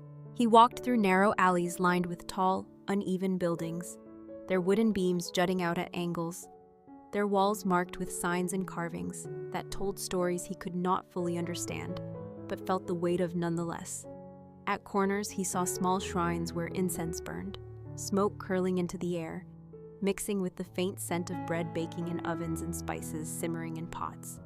He notes that to travel was to enter a world of smells as much as of sights, and his words linger on the fragrances that seem to guide him as surely as the streets did. He describes meeting other merchants in the taverns at night, men from distant lands whose faces were weathered like his own, whose voices carried the accents of deserts, islands, or mountains, and yet whose stories were remarkably similar. Of long voyages, of goods carried, of storms endured, of fortunes won and lost. They sat together at wooden tables, drinking watered wine, breaking bread, exchanging tales not as competitors, but as fellow travelers bound by the endless road of trade. He wrote of how these conversations reminded him that he was part of something larger, that his own journey was only one thread in a vast network that stretched across seas and lands, weaving together countless lives through the movement of goods and the desire for connection. In the afternoons, he often returned to the market, not always to sell, but to watch, to learn how others bargained, how they displayed their goods, how they enticed buyers with words or gestures. He noted the differences between cultures. Some spoke loudly and dramatically, others quietly and firmly, some gestured with hands wide, others kept their movements contained. Yet in the end, the rhythm was the same, for trade was a language spoken across borders, understood by all who engaged in it, a language where trust and exchange mattered more than words. He also writes of the city itself, of how its streets filled with music in the evenings, the notes of flutes and drums drifting above the din of voices, of how children played near the docks chasing one another with sticks, their laughter echoing in the humid air, of how women carried baskets of fruit balanced on their heads with a grace that seemed effortless, their movements weaving through the crowd as naturally as water flowing in a stream. He describes the sight of ships from distant kingdoms, their sails painted with colors and emblems unfamiliar, their decks laden with goods that hinted at worlds he had not yet seen. Jade from the east, ivory from the south, silk that shimmered like liquid, oils that glistened in the fading light. Each ship was a story, each cargo a reminder that the world was larger than any single man could know. The merchant reflects on his own position within this vastness, not as a master of it, but as a participant, one among many, and his tone is not boastful, but humbled, as though the act of carrying spices from one place to another was less about profit and more about belonging to the endless chain of exchange that linked humanity together. He closes this entry with a reflection written by lamplight, his words slower now, his hand clearly tired, but his thoughts steady. To walk among strangers and feel no beer, to sit among men whose tongues I cannot speak, yet share in bread and stories, to see the same needs and the same desires repeated in every market. This is the true wealth of travel. Spices may buy silver, but they also remind us that the world is wider than our own shores, and that in its wideness we are never truly alone. With this, he set his pen aside, the sounds of the city still alive beyond his window, the smell of spices still heavy in the air, and the knowledge that tomorrow would bring more of the same. More trade, more voices, more lessons, another page in the endless journal of a life spent moving between lands. The 7th entry in the spice merchant's journal unfolds during the weeks he remained in the trading city. For though his ship had delivered its cargo and the markets had welcomed his spices, the work of a merchant did not end with a single sale, but stretched into days of negotiation, planning, and preparation for the return voyage. He writes of how mornings began with the same quiet steps through narrow streets, his cloak wrapped against the cool air, his eyes drawn to the bustle of markets that seemed to awaken before the sun itself, their stalls filling with color, sound, and fragrance until the very air seemed thick with commerce. He observed with care, noting not only the goods on display, but the people themselves, their gestures, their tones of voice, the way they examined goods with cautious fingers, the way they measured weight with practiced eyes. To the merchant, each detail mattered, for trade was not merely an act of exchange, but an art of patience, where understanding another's desire or hesitation could mean the difference between loss and gain. He describes the way buyers leaned forward to inhale the sharpness of pepper or the sweetness of cinnamon, how their expressions revealed the value they placed upon these goods before a single word was spoken. He reflects that spices carried a power beyond their taste, a power born of distance, of rarity, of the journey itself. For every grain of pepper told a story of fields in far-off lands, of harvests carried on ships across seas, of merchants who risked storms and pirates to deliver them. Each sale was therefore not simply a transaction, but the culmination of countless unseen labors. And in recognizing this, the merchant found a certain reverence in his work. Afternoons were filled with further exploration, and he writes of walking beyond the markets into quieter districts where artisans shaped their crafts in dim workshops. He observed potters at their wheels, the clay turning beneath skilled hands, sparks flying from blacksmiths' forges where iron was beaten into shape, weavers seated before looms where patterns slowly emerged from threads, each trade carrying its own rhythm, each man and woman bound to the same cycle of labor and reward. He marveled at the way the city seemed to breathe as a single organism, its streets like veins carrying goods and people, its markets like a heart beating steadily, driving life through every corner. He reflects that while his own role was small, it was not insignificant. For every spice he sold would ripple outward, seasoning meals, impressing guests, marking feasts, and reminding all who tasted of lands beyond their own. As evening came, the city changed, but did not rest. Lanterns lit the streets, their glow soft against the walls, casting shadows that stretched long and uncertain, while the noise of trade gave way to the noise of taverns, of music, of voices raised in song or argument. The merchant often returned to his room during these hours, his body weary from walking, his hands ink-stained from writing, but his mind restless with thought. He described how he would light a small oil lamp, open his journal, and write not only of what he had seen, but of what he felt. The mixture of awe and fatigue, the sense of belonging and of distance, the knowledge that he was both part of this world and passing through it. His words linger on the idea of connection, of how trade tied men together who might never meet, how spices grown in distant fields found their way into kitchens thousands of miles away, how coins minted in one kingdom passed through countless hands before returning to another. He understood that he was only a link in this vast chain, yet he also recognized that without such links, the chain would break. And so his work, humble though it seemed, carried weight. Toward the end of the entry, his tone grows softer, more reflective. He writes of sitting by the window of his rented room, the sounds of the city drifting upward, the faint smell of smoke and spice lingering even at night, the stars faint above the rooftops.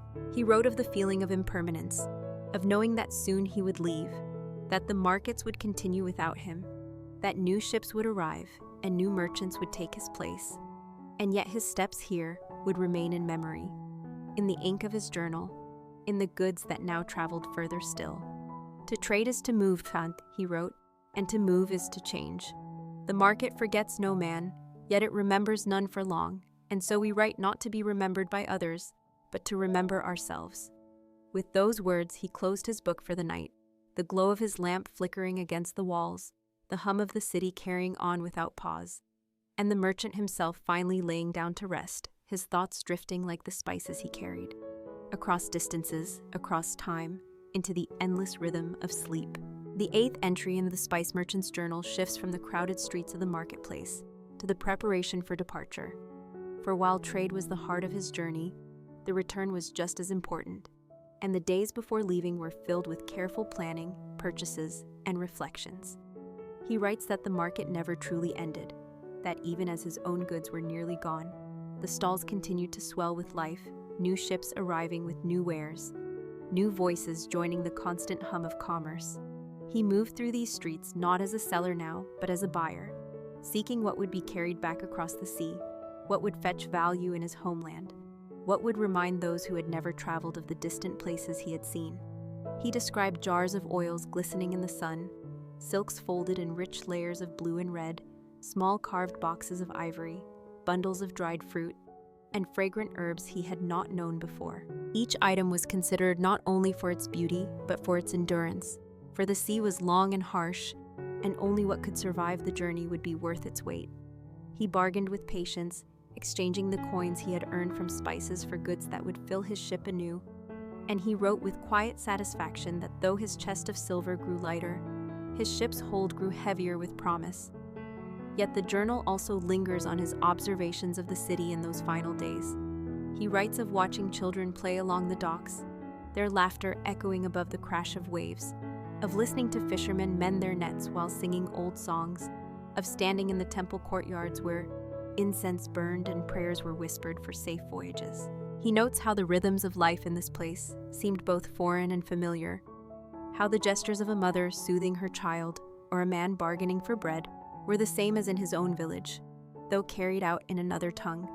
It reminded him that trade was not only about goods, but about seeing oneself reflected in strangers, recognizing in them the same desires for food, for warmth, for safety, for meaning. He writes of one evening in particular, when he sat on the steps of a tavern and watched the lanterns sway in the wind, their glow flickering across the faces of sailors and merchants gathered below. He described the way their voices rose and fell, weaving together in a tapestry of languages, the clink of cups against wood, the low notes of a flute played in the corner. He felt both part of it and apart from it, knowing he was only passing through, yet finding comfort in the thought that wherever he went, the pattern repeated. Men trading, women weaving, children playing, fire burning, music rising. The sense of continuity soothed him, as if the world itself was a vast village stretched across many lands. The final preparations for departure were marked by long hours at the docks. Barrels of water were loaded, sacks of grain carried aboard, salted meats packed tightly, ropes coiled, sails checked, the hull inspected for cracks.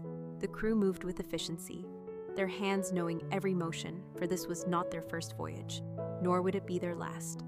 The merchant oversaw it all, his journal always close, recording each step with the calm precision of habit, He wrote of the mixed feelings he carried: relief at the prospect of returning home, sadness at leaving behind the life of the city, anticipation of the sea's endless horizon, and the quiet knowledge that every journey was both an ending and a beginning. On his last night in the city, he returned to the market one final time, not to buy but to walk slowly through its stalls, to breathe in its scents, to let the noise wash over him. He wrote of how the spices seemed even stronger now, as if the air itself wished to leave an imprint on him before he departed. Pepper sharp, cinnamon warm, cloves pungent, nutmeg sweet and earthy. He paused at each stall, offering small coins for small gifts to carry back. A pouch of saffron, a carved wooden figure, a small jar of honey, tokens not of profit but of memory. When he returned to his room, he wrote by lamplight. The market fades, the lanterns dim, the voices soften, but the scent remains.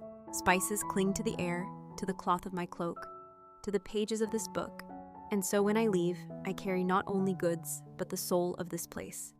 With those words, he closed his journal, placed it carefully by his side, and lay down to rest, the hum of the city still alive outside, the faint glow of lanterns flickering through the shutters, and the quiet certainty that at dawn he would step once more onto his ship, the cycle of departure beginning again. The 9th entry in the spice merchant's journal tells of the departure from the trading city and the return to the sea, a moment he describes not with excitement but with quiet acceptance. For every journey forward eventually becomes a journey home, and the cycle repeats as naturally as the tides. He writes of rising before dawn, the streets still cloaked in darkness, lanterns burning low, the air cool and heavy with mist that drifted from the harbor. The city was not silent, for ports never truly slept, but its hum was softer, the clatter of carts muted, the voices fewer, the stalls empty for now. At the docks, the ship waited, its sails still furled, its hull newly burdened with the goods he had purchased. Barrels of oil, bundles of cloth, sacks of dried fruit, jars of herbs, carved ornaments, and tokens of memory hidden among the trade. The crew moved steadily, their hands sure, even in the dim light, tightening ropes, loading the last of the water casks, checking the sails for frays. The merchant stood near the gangplank with his journal tucked under his arm, watching as the city began to stir behind him. The first rays of dawn lighting the roofs, smoke beginning to rise from chimneys, voices drifting faintly as the markets prepared to open once again. He wrote that leaving the place always carried a certain sadness, for no matter how familiar the road ahead, the act of departure was a small loss, the closing of a chapter in a story never fully told. Yet he also wrote of the anticipation he felt, the pull of the sea that called him forward, the sense of relief that came with motion, with knowing that the ship would carry him back toward the land he had left. As the sails were raised and the ship began to move, the water slapping against its hull, the city grew smaller, its colors fading into the horizon, its voices swallowed by distance. The merchant describes standing at the stern, watching the land recede until it became only a faint line between water and sky, and then nothing at all, replaced by the endless expanse of sea. He wrote of the silence that followed, a silence different from the noise of the city, but familiar now. The silence of waves, wind, and wood, the silence that lulled him into reflection. Days at sea resumed their steady rhythm, each one much like the last, and the merchant wrote of the sameness with a tone that was neither weary nor impatient but calm, for he had come to understand that such repetition was the heart of travel. The crew worked as always, tending sails, scrubbing decks, mending ropes, eating their plain meals of fish and bread, sleeping in shifts while the ship moved on.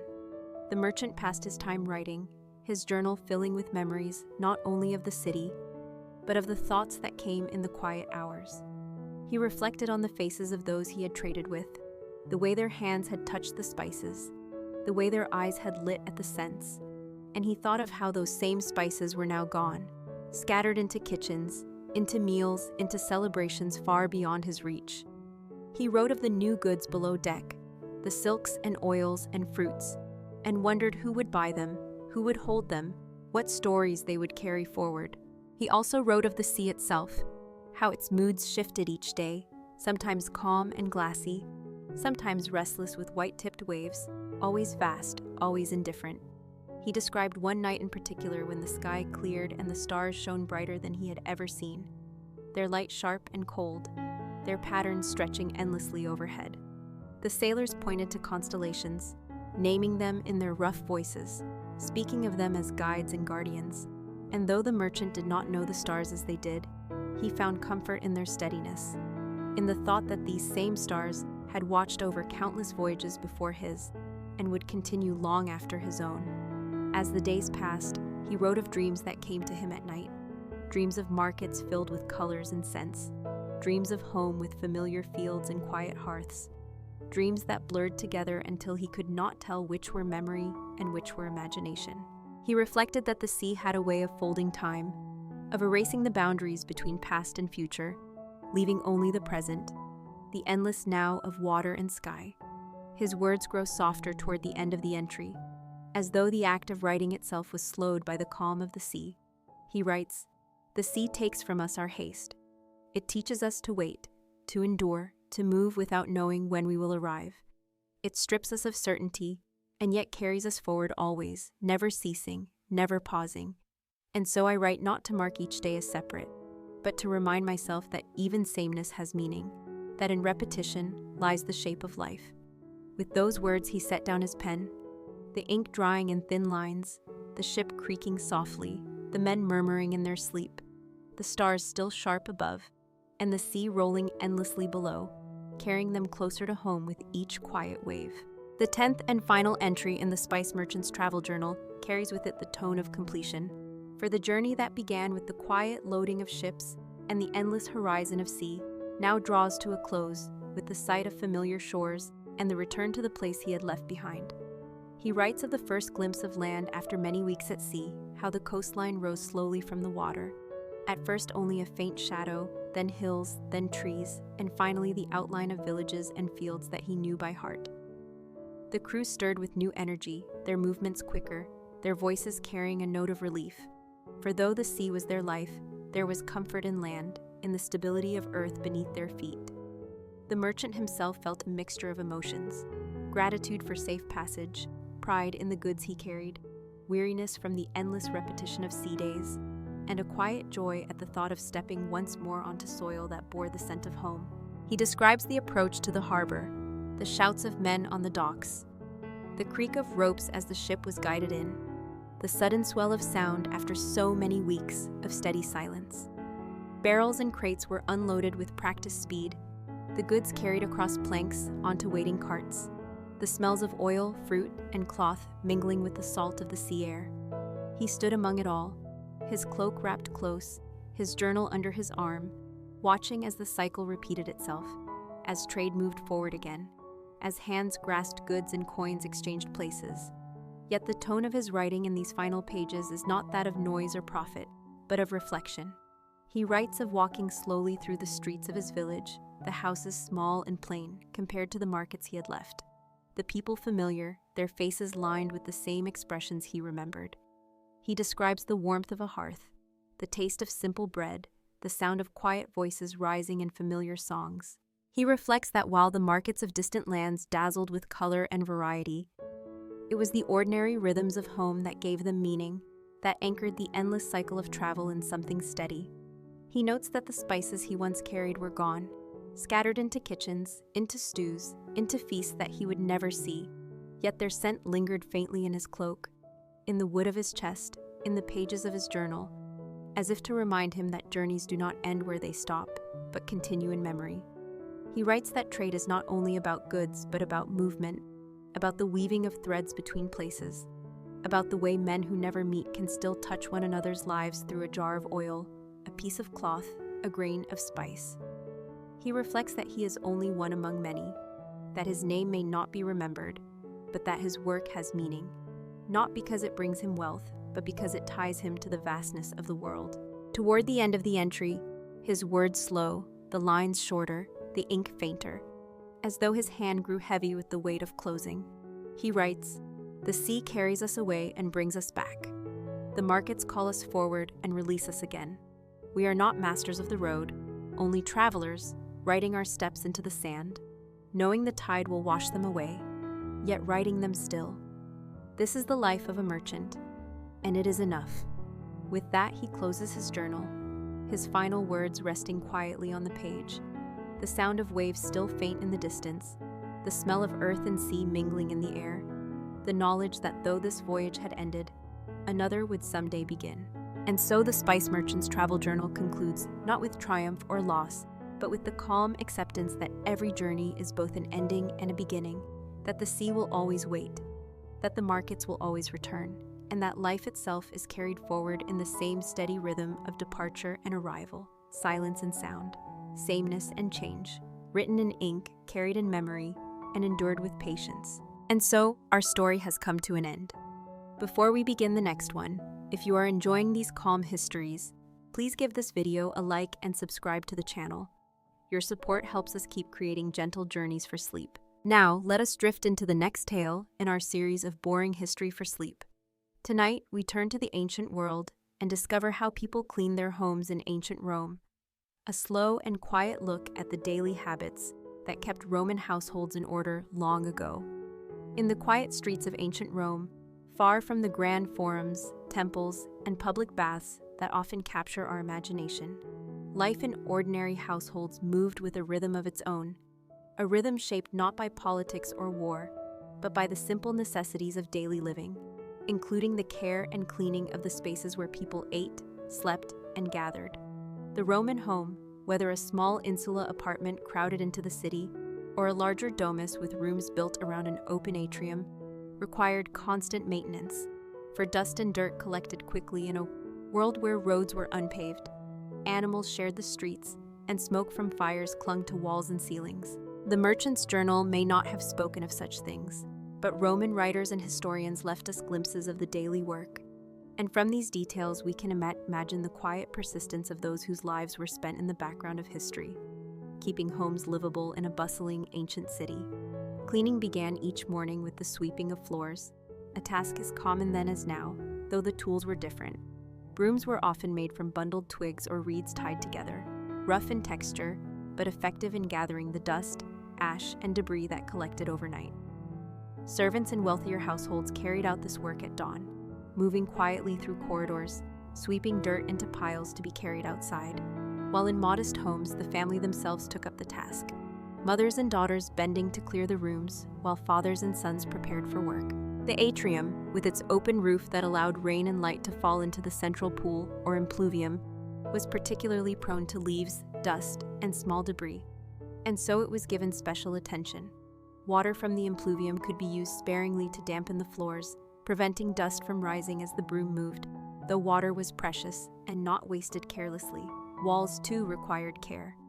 In wealthier homes painted with bright frescoes, the surfaces were wiped gently with damp cloths, for soot from oil lamps and kitchen fires left marks that dulled the colors over time. Clay or plaster walls in simpler homes were washed less often, but smoke stains were common, and residents accepted them as part of life. Lamps themselves had to be cleaned as well. Oil burned thick and smoky, leaving residue that collected on the bronze or clay surfaces, which were scrubbed carefully before being filled again. The cleaning of clothing and linens was another daily necessity, though it carried its own unique character in Rome. Wealthier households often sent garments to fullers, professional cleaners who maintained workshops across the city. These men and women used methods both practical and unusual to modernize, for their work often relied on urine, collected in public jars placed along the streets. The ammonia in the urine acted as a cleansing agent, breaking down dirt and oils in fabric. Garments would be soaked, trampled underfoot in vats, rinsed, and hung to dry in the sun, the process effective though hardly pleasant. Within the home, simpler cloths were washed by hand, scrubbed in basins with water and ash soap, then wrung out and laid across ropes to dry. Floors in wealthy houses, often made of mosaic tiles, required more delicate care. Small sponges or cloths dipped in water were used to wipe away dirt, the patterns preserved as best they could. While in humbler homes made of packed earth or stone, sweeping alone was sufficient. The courtyards and gardens were tended as well, fallen leaves collected, pathways cleared, and fountains scrubbed to keep water flowing cleanly. Even the kitchen, with its clay ovens and bronze pots, demanded attention, soot scraped from surfaces, ashes removed from fire pits, and cooking vessels scoured with sand or ash to restore their surfaces. Romans understood that cleanliness, while never perfect in such a crowded world, was tied not only to comfort but to health, for disease lingered easily in filth. And though they did not possess modern knowledge of germs, they recognized the value of order and tidiness. Servants in wealthy households bore the weight of this labor, often unnoticed, their hands roughened by constant scrubbing, their bodies bent by hours of work. While in poorer homes, the family divided the tasks themselves, each member contributing to the small but endless cycle of maintenance. The merchant or senator might be remembered by history, but it was the unseen labor of sweeping, scrubbing, and washing that kept their homes livable. The Journal of Rome, if it had been written not in marble but in dust, would have told this quieter story, one of brooms made of reeds, buckets of water carried from wells, cloths scrubbed on stones, and walls wiped clean of soot. And so each day in ancient Rome began not with spectacle, but with persistence. The steady rhythm of hands clearing what the night had left behind. A rhythm as ordinary as breathing, as necessary as eating. A rhythm that carried the life of the city forward, one sweep at a time. The second part of the story about household cleaning in ancient Rome leads us deeper into the daily routines that maintained order in spaces both modest and grand, revealing not only the tools and methods, but the mindset of a people who believed that tidiness reflected discipline and respectability. The merchant's bustling forum may have symbolized Rome's power, but it was in the homes, the domus, and the insula alike, that the quieter labor of cleanliness shaped everyday life. The journal of the city, if it had been kept not by generals or senators, but by housekeepers and servants, would have been filled with small, steady details. Details that, though humble, held the city together. One of the most important tasks was the maintenance of water, for water was life in Rome, and it was also the foundation of cleanliness. Aqueducts carried water into the city, feeding fountains and baths, but within households, water was drawn from nearby public fountains or delivered by cisterns in wealthier homes. Women and slaves carried buckets each morning, their arms aching under the weight, filling basins that would serve for washing floors, scrubbing walls, rinsing utensils, and even bathing when possible. To prevent waste, the same water might be used for multiple tasks. First to wash clothing, then to scrub floors, and finally to settle dust in courtyards before being thrown into the gutter. Romans were practical, and nothing was discarded without purpose. Floors, whether packed earth, stone, or elaborate mosaic, demanded constant attention, for the streets outside were dirty, and sandals carried mud, ash, and refuse into the house. In modest apartments, sweeping with a bundle of reeds was sufficient.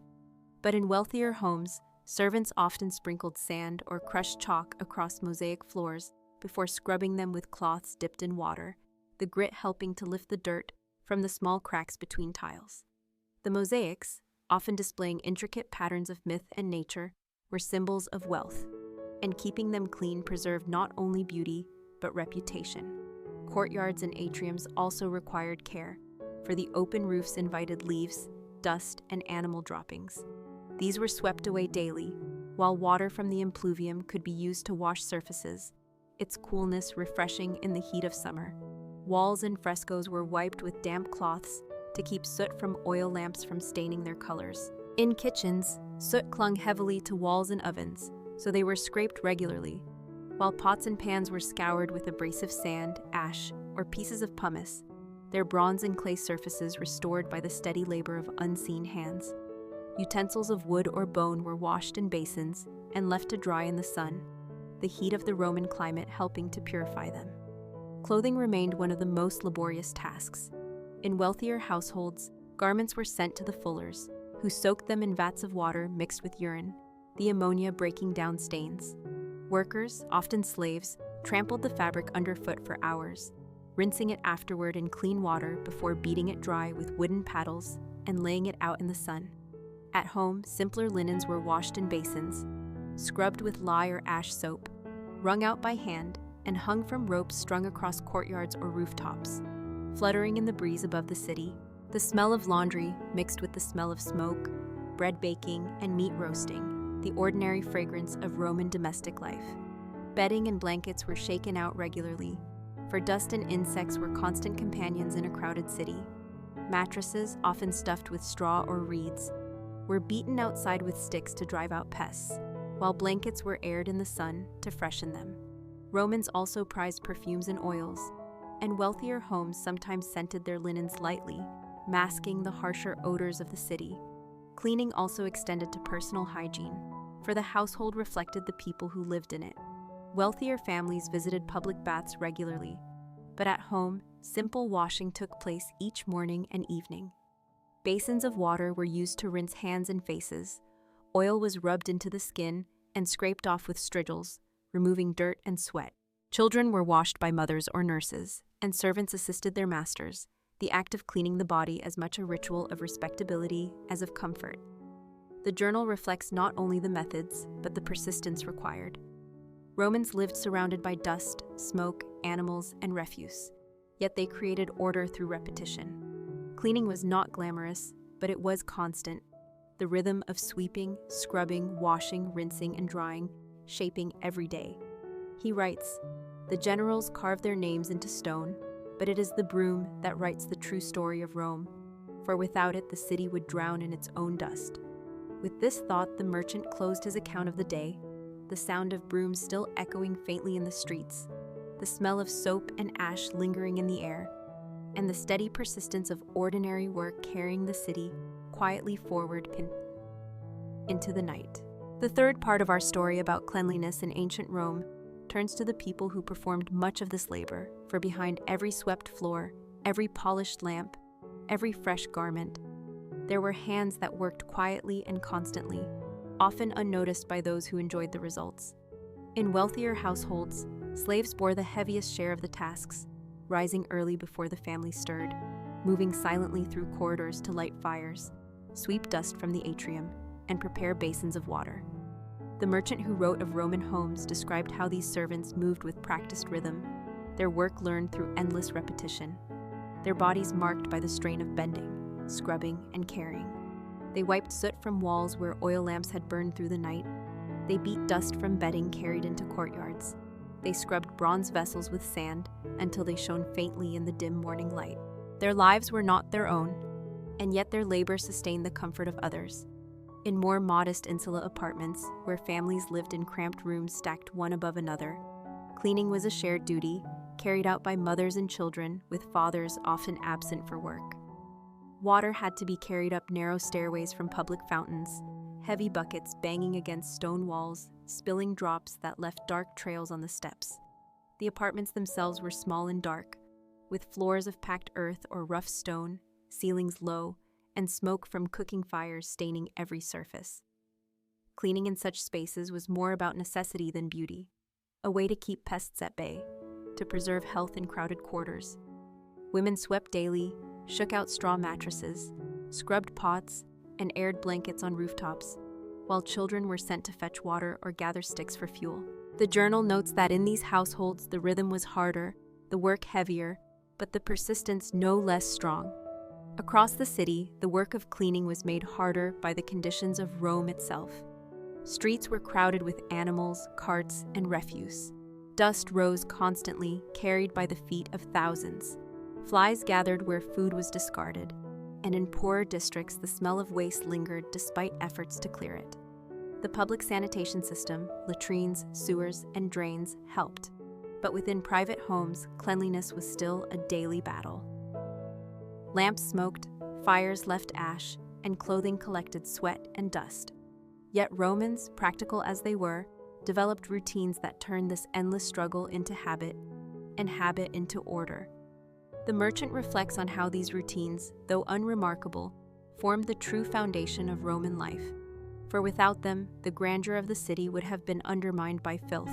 He writes of walking through streets at dawn, seeing servants emptying refuse into carts, women scrubbing steps with buckets of water, and children carrying baskets of soiled linens to the fullers.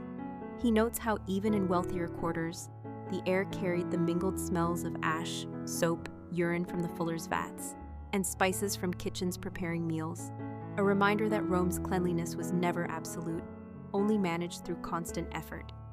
In the evening, the work continued, for fires had to be cleared of ash, dishes washed, bedding straightened, lamps trimmed and refilled with oil.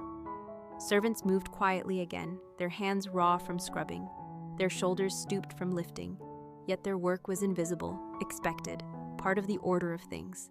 In poorer homes, families performed the same tasks together, ending their days with small comforts: a floor swept clean enough to sleep on, blankets shaken free of dust, a pot washed and left by the hearth.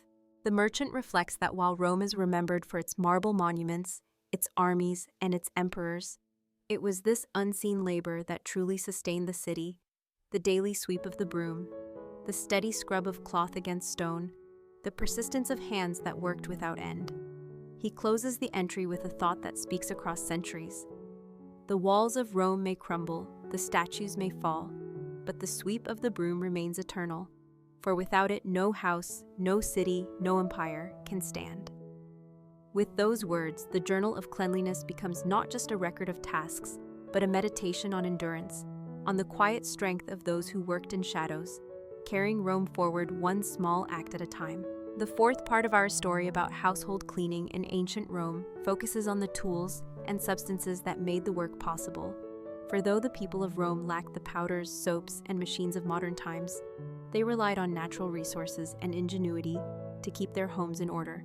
The merchant's journal records not only the labor but the implements, describing how brooms made of twigs swept dust from the mosaic floors, how rags cut from worn garments wiped soot from walls, and how water drawn from fountains or carried from aqueduct-fed cisterns was used sparingly to rinse, scrub, and freshen rooms. Ash from fires was one of the most common cleaning agents. Mixed with water to form a rough soap, its alkaline qualities cutting through grease and dirt. In kitchens where clay ovens left thick black residue on walls and pots, slaves or family members used handfuls of ash mixed with sand to scour surfaces, the grit scraping away what clung stubbornly to bronze pans or clay jars. Pumice stones, rough and abrasive, served a similar purpose, not only for cooking vessels, but even for body care, as Romans used them to scrub skin in the baths, reminding us that the same materials kept both people and homes clean. Urine, strange to modern minds, was another essential substance, collected in jars placed at street corners and purchased by fullers for their workshops. The ammonia in urine broke down stains in fabric, whitening linen and restoring wool. The process was laborious and odorous, but effective, and so it became a cornerstone of Roman cleaning practice. Within homes, smaller linens might be washed with water, ash soap, or lye, while heavier garments were sent to the fullers, trampled underfoot in vats until they were clean, then rinsed in streams or large basins. The merchant writes that the sight of garments drying in the sun, rows of white cloth fluttering above courtyards or across rooftops, was as much a part of Rome as the marble of temples or the columns of basilicas. Cleaning also relied heavily on water, and here the Romans displayed their ingenuity. Aqueducts carried water into the city, feeding public baths and fountains, but in private homes water had to be fetched daily. Wealthy households stored water in cisterns beneath the atrium, servants drawing it up with buckets for washing floors or rinsing utensils. Poorer families relied on public fountains, carrying heavy clay amphorae up narrow stairways into their cramped apartments, a daily task that consumed time and energy. Once brought inside, the water was used with care, poured into basins for washing clothes or hands, sprinkled onto floors before sweeping to keep dust down, or splashed onto stone courtyards to cool them in the heat. Lamps, too, required attention, for oil burned thick and left residue that gathered on walls and ceilings.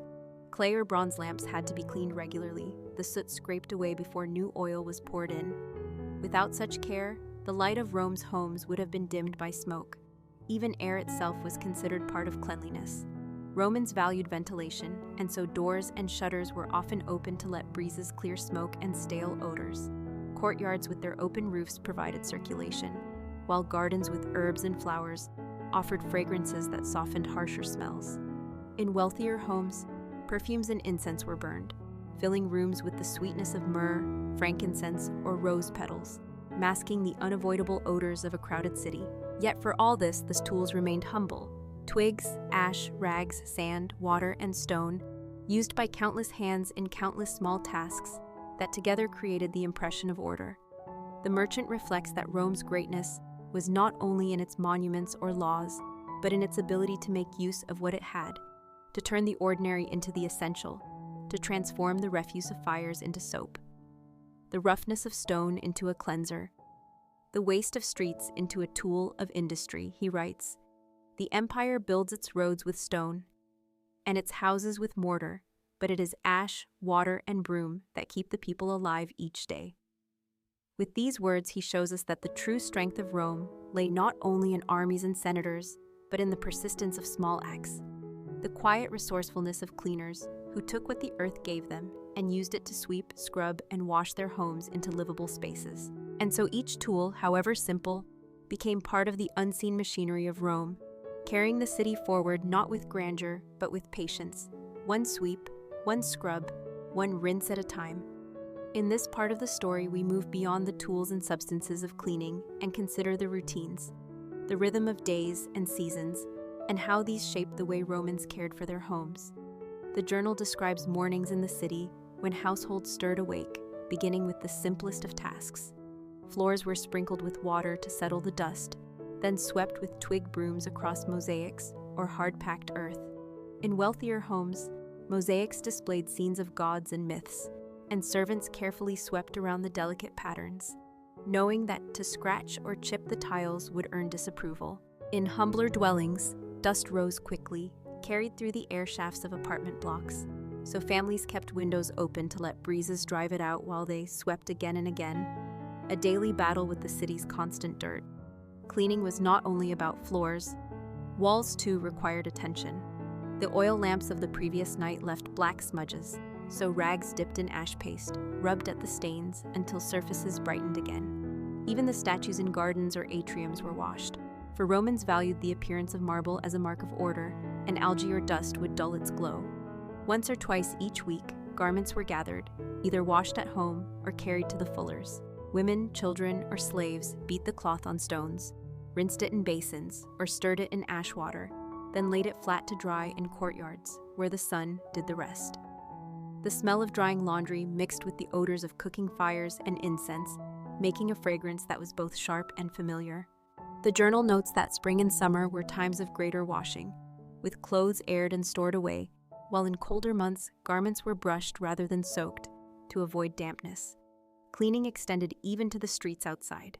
Wealthier families employed slaves to sweep in front of their doorways, scattering water to keep down the dust and gathering refuse into heaps for collection. The city itself struggled with filth, and though drains and sewers carried away much of the waste, the streets still needed daily tending. Thus, household cleaning was tied to civic duty, for a clean doorway meant not only order within, but respect to neighbors. Inside, kitchens demanded constant work. Bread ovens collected soot, pots boiled over, and scraps fell to the floor. Servants swept ash from hearths, scrubbed cooking stones with sand, and wiped tables with cloths dipped in vinegar water. In this way, the air remained less heavy, though the scent of smoke and char lingered always. Romans believed that a clean kitchen reflected the honor of the household, for hospitality was central to life, and meals offered to guests had to be prepared in spaces kept orderly. Bathing habits also influenced cleaning routines, because many Romans visited public baths, washing themselves with water and oil there. They brought home not only cleaner bodies, but also habits of tidiness. Wealthy homes often had small bath suites, requiring daily sweeping and washing of tiles, while even simple houses placed basins near the entrance to wash hands and feet before entering, a sign of cleanliness tied to respect. The journal reflects that such routines gave Rome its peculiar rhythm, where work and rest, filth and cleansing alternated endlessly.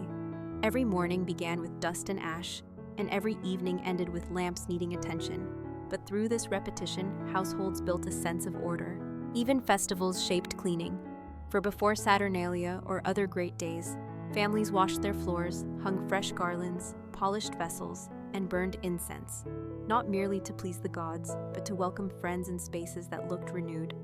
The author writes that one could walk through Rome and know the calendar by the smell of cleansing, strong vinegar before feasts, heavy incense during rituals, and the sour scent of urine vats during the fuller's busiest days. He concludes that cleaning was not an interruption of life, but part of its rhythm, woven into mornings and evenings, into weeks and seasons. It kept chaos at bay, not permanently, but enough that life could continue. And in this daily struggle, one sees the persistence of Rome itself. The empire's grandeur rested on marble temples and aqueducts, yet equally on humble brooms and cloths that kept the dust of the world from overwhelming its people. To understand Rome is to understand this balance between order and disorder, between the dirt that always returned and the effort that always rose to meet it. As we continue to explore the rhythms of Roman domestic life, it becomes clear that cleaning was not only a practical task, but also carried with it layers of meaning, symbolism, and social expectation. The journal describes how Romans tied the state of their homes to their sense of dignity, their reputation in the neighborhood, and even their relationship with the gods. A house left dirty could signal neglect, laziness, or worse, disrespect toward tradition. Thus, household heads encouraged regular cleaning not merely for health, but as part of a moral duty. In wealthier households, the paterfamilias expected slaves to keep the atrium spotless, for the atrium was the public heart of the house where visitors were received. Dust on the floor mosaics, or cobwebs in the corners, would be seen by guests as a reflection on the family's honor. To prepare for guests, servants polished bronze lamps, washed the marble benches, and even swept the roof tiles so no dirt would fall onto visitors seated below. The presence of statues or household shrines also demanded attention. For offerings to the lares and penates, the protective spirits of the home, were not made in filth. Families carefully washed altars, wiped down small statuettes, and spread clean cloths before placing food or wine as offerings, for a clean shrine was thought to please the spirits and bring protection. The journal lingers on the sight of women carefully brushing walls decorated with frescoes, taking damp cloths dipped in vinegar to remove soot and stains, careful not to damage the painted scenes. These frescoes, often portraying mythological figures or landscapes, were treasured as symbols of culture and refinement, so their upkeep was a sign of both wealth and good taste. Even in poorer households where walls were plain, people still whitewashed surfaces with lime, not only to brighten the room, but also to purify it, for lime was thought to ward off decay. In apartment blocks known as insulae, cleaning was more challenging. Families lived in close quarters, often with little ventilation, and waste accumulated quickly. Mothers swept floors daily, threw water onto the dust, and beat rugs against walls to shake out the dirt. Children carried buckets of water from fountains, splashing it on floors and stairwells, while neighbors complained about noise or dripping water from the apartments above. Yet this was their daily struggle to maintain some order in crowded conditions. Fires were common, and so cleaning ash from cooking areas or extinguishing embers became a matter of survival. The journal describes evenings when families checked their hearths, raking out ash and carrying it in baskets to dumps outside the city walls. These ashes were not wasted, for some were mixed with water and used again as cleaning paste, proof that Roman households practiced forms of recycling long before the word existed. Tools of cleaning themselves required care. Brooms wore down quickly, so twigs had to be replaced. Sponges used in latrines were soaked in vinegar or salt water to be refreshed. Cloths grew greasy with repeated use and were boiled in lye to restore them. Servants learned to mend tools, fashion new handles, or barter for replacements in markets where cleaning items were always in demand. Cleaning was also closely tied to health. Romans understood little about germs, but observed that dirt bred disease and that foul odors signaled danger.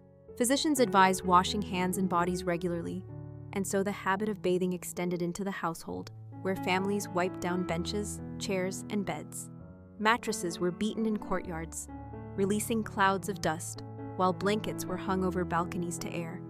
The journal records the sound of beating cloth echoing through neighborhoods, a shared chorus of cleanliness.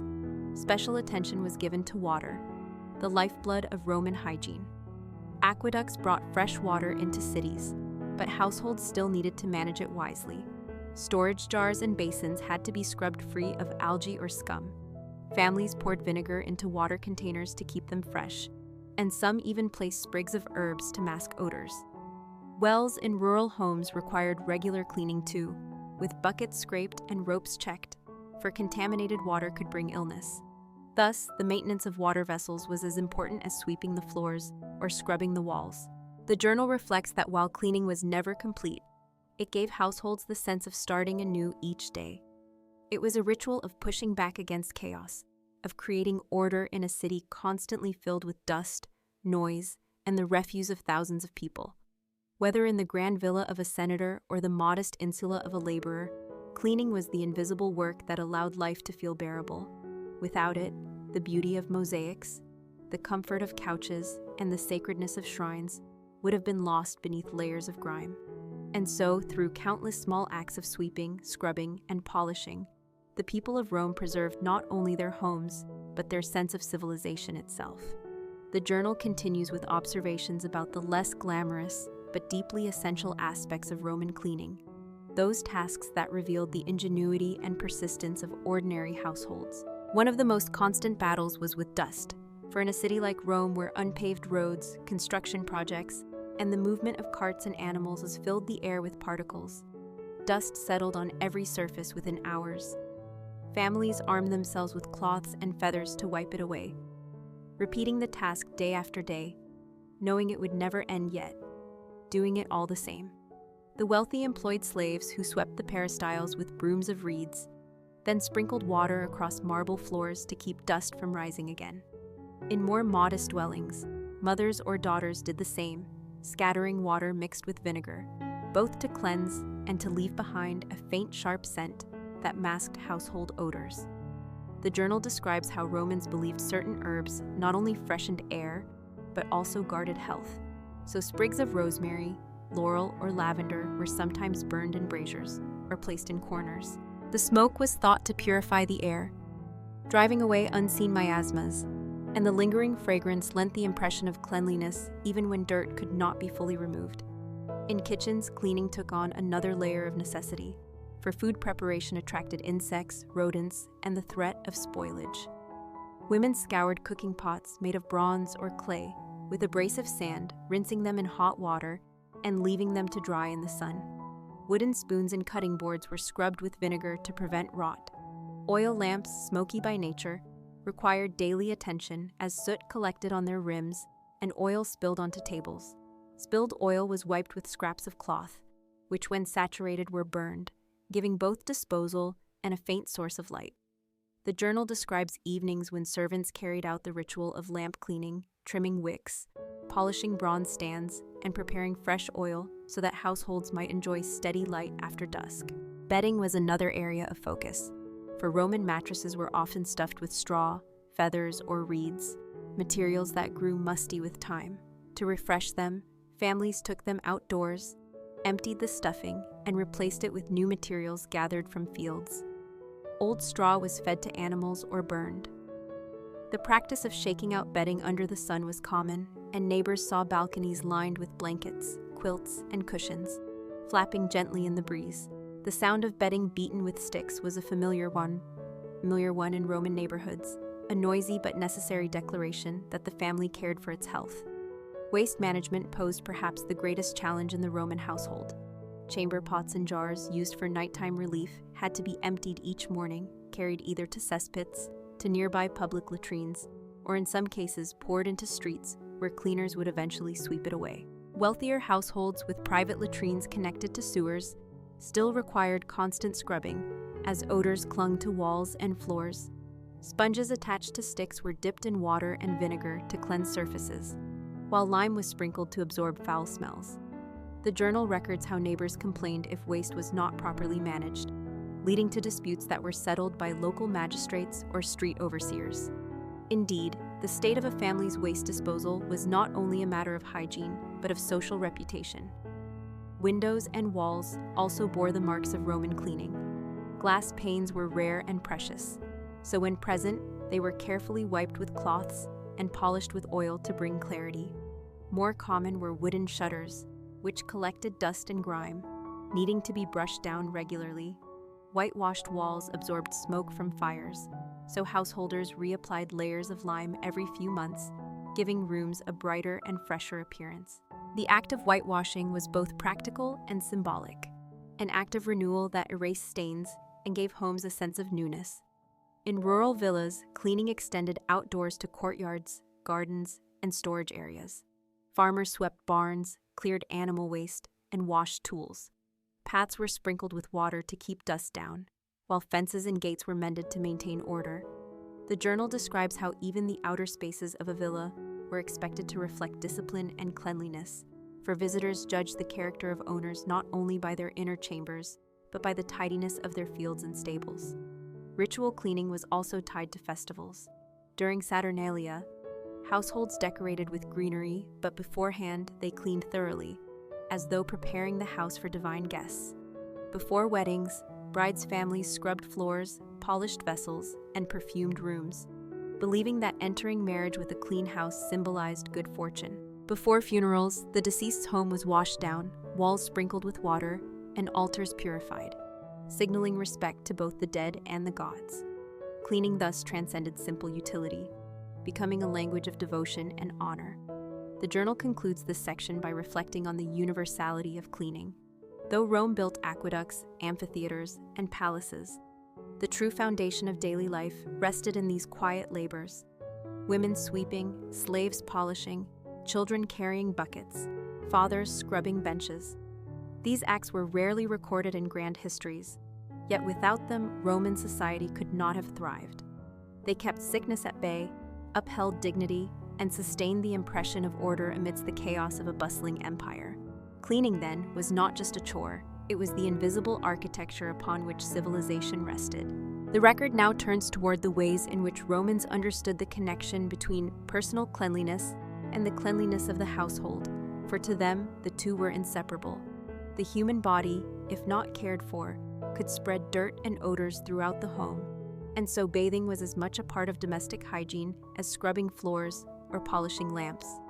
Yet while public baths are well known from countless ruins, the journal reminds us that the private act of washing within one's own home was equally significant. In modest dwellings, where families could not afford to attend the baths daily, washing took place at home with basins, buckets, and pitchers filled from public fountains or carried from nearby aqueduct spouts. The water was often cold, but to soften the experience, ashes or sand were rubbed across the skin, serving as primitive soap, lifting oils and grime away. Wealthier households could heat water in bronze cauldrons and pour it into tubs, allowing family members to soak. Olive oil was rubbed across skin and scraped off with strigils, and the discarded mixture of oil, sweat, and dust was carefully collected so it would not soil the floors. This ritual, performed by slaves in noble houses, left skin smooth and left rooms faintly perfumed, for oils were often mixed with herbs like thyme or rose petals. The journal notes that this attention to the body contributed directly to the general cleanliness of a household, for servants who maintained bathing routines brought less dirt into shared spaces, and children taught to wash before meals reduced the chance of illness spreading. Beyond the body, clothing also played a role in household hygiene. Romans wore tunics and togas that absorbed sweat and dust daily, and the task of laundering them fell largely to fullers, the professional cleaners of garments. But within homes, smaller washes were done with cold water, vinegar, and in some cases human urine, prized for its ammonia content. Jars to collect it were placed in courtyards, and once enough had been gathered, clothes were soaked, beaten against stones, and rinsed. After drying in the sun, garments smelled sharp but clean, and many households believed the scent of vinegar or urine signaled true purity rather than filth. Within wealthier homes, slaves carried linens to local fullers, but in more modest ones, the sound of laundry being beaten against wooden boards echoed through narrow streets. This noise, though mundane, marked the steady rhythm of Roman domestic life, and travelers remarked upon it as one of the city's characteristic sounds. Floors, too, required constant vigilance. Roman homes with mosaic floors faced the challenge of keeping tiles free of grime that settled between cracks. Slaves knelt with brushes made of stiff fibers, scrubbing while pouring water mixed with pumice powder. Once cleaned, the mosaics were polished with olive oil to give a sheen that reflected torchlight beautifully in the evening. In humbler homes with simple clay or beaten earth floors, sweeping was the main defense. Ashes from hearths were spread and then swept away, carrying dust with them. These simple acts preserved the habitability of small, crowded apartments where entire families, and sometimes animals, shared the same space. Furniture cleaning also appears in the journal. Wooden benches and tables, darkened with smoke and grease, were scrubbed with vinegar solutions. Bronze vessels and ornaments were polished with abrasive powders to restore their luster, while silverware was rubbed with cloth until it shone. In noble houses, polishing became a constant occupation, for guests expected surfaces to gleam as a reflection of the host's status. Even clay vessels were treated with care, scrubbed smooth after every use. For Romans, the line between function and appearance was blurred, for cleanliness signified not only health but wealth, reputation, and respectability. The care extended even to sacred spaces within the home. Every Roman family maintained a small shrine, the lararium, where household gods were honored. These shrines were cleaned daily, ashes from incense cleared, statues dusted, and offerings refreshed. To neglect such cleaning was seen as both irreverent and dangerous, for the gods were thought to withdraw protection from an untidy house. Thus, spiritual cleanliness reinforced domestic duties, making the scrubbing of an altar as important as the sweeping of a floor. Seasonal cleaning held its own rhythm. As summer heat rose, homes were sprinkled with water throughout the day to cool them and to settle dust, and families hung wet cloths over doorways to catch breezes and filter air. In winter, smoke from constant fires darkened walls, requiring them to be washed or repainted in spring.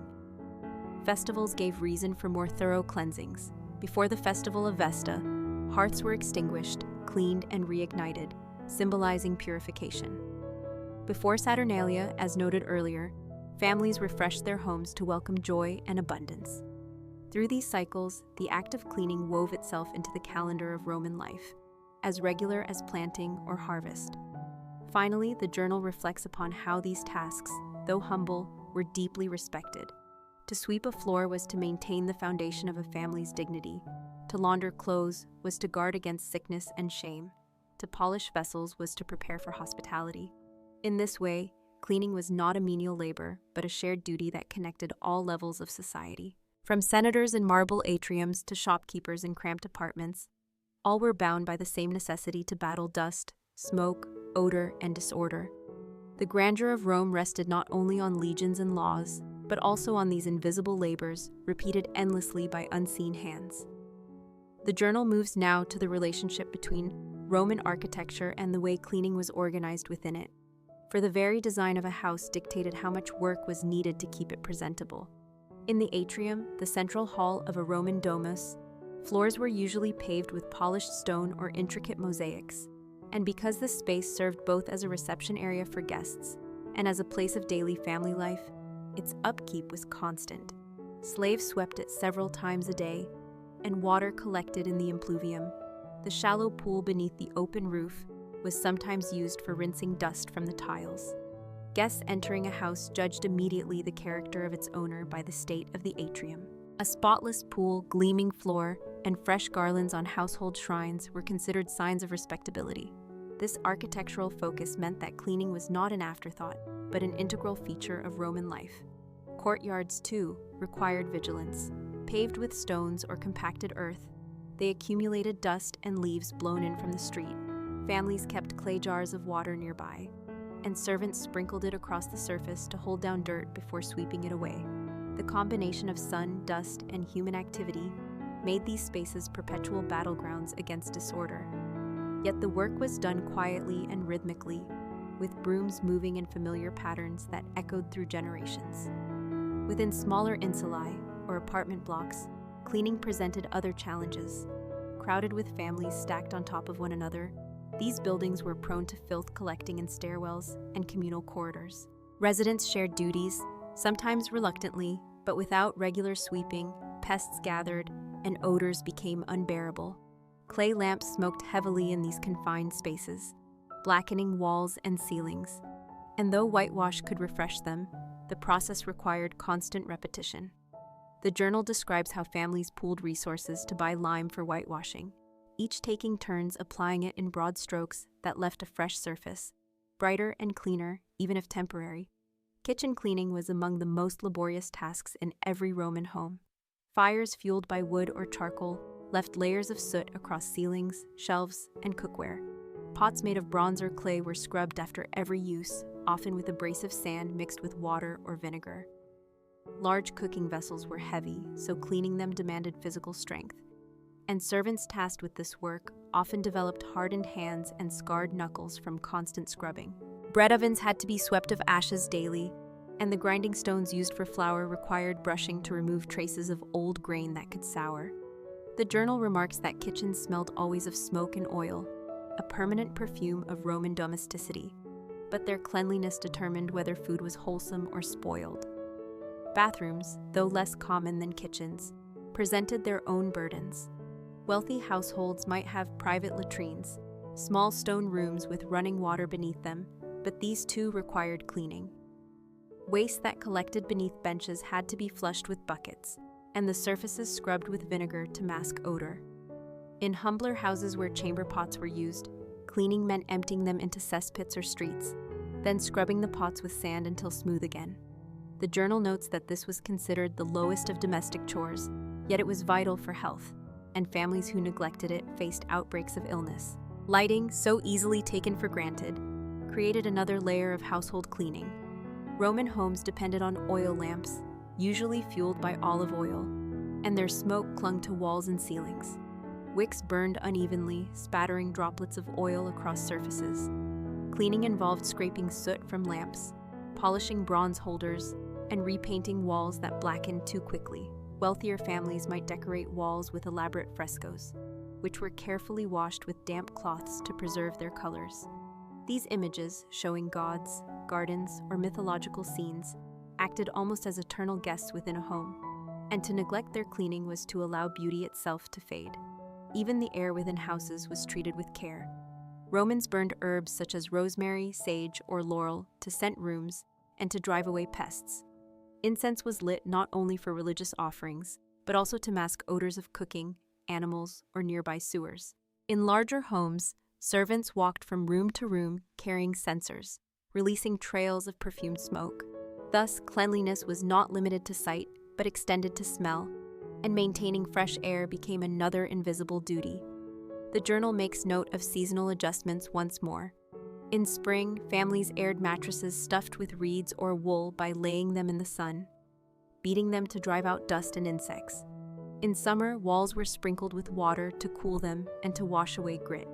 In autumn, when rains began, families patched leaks in roofs and scrubbed walls that had been spattered with mud. And in winter, when smoke from braziers filled rooms, constant wiping of walls and ceilings was needed to prevent stains from becoming permanent. The rhythm of cleaning thus followed the turning of the year as surely as planting or harvesting. Finally, the journal reflects on the philosophy that underpinned all of these labors.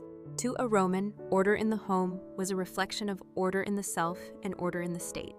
Just as a general kept his camp tidy to preserve discipline, so a family kept its house clean to preserve harmony. Cleaning was a moral act as well as a practical one, reinforcing values of duty, respect, and continuity. A house untended was seen as a family in decline, while a home that gleamed, however humble, was a sign of pride and virtue. Thus, the endless scrubbing of pots, the sweeping of floors, the polishing of bronze, and the sprinkling of herbs were not trivial but essential threads woven into the fabric of Roman life. Through them, the grandeur of Rome was sustained not only in marble and law, but in the unseen devotion of hands that worked quietly, endlessly, to keep dust and disorder at bay.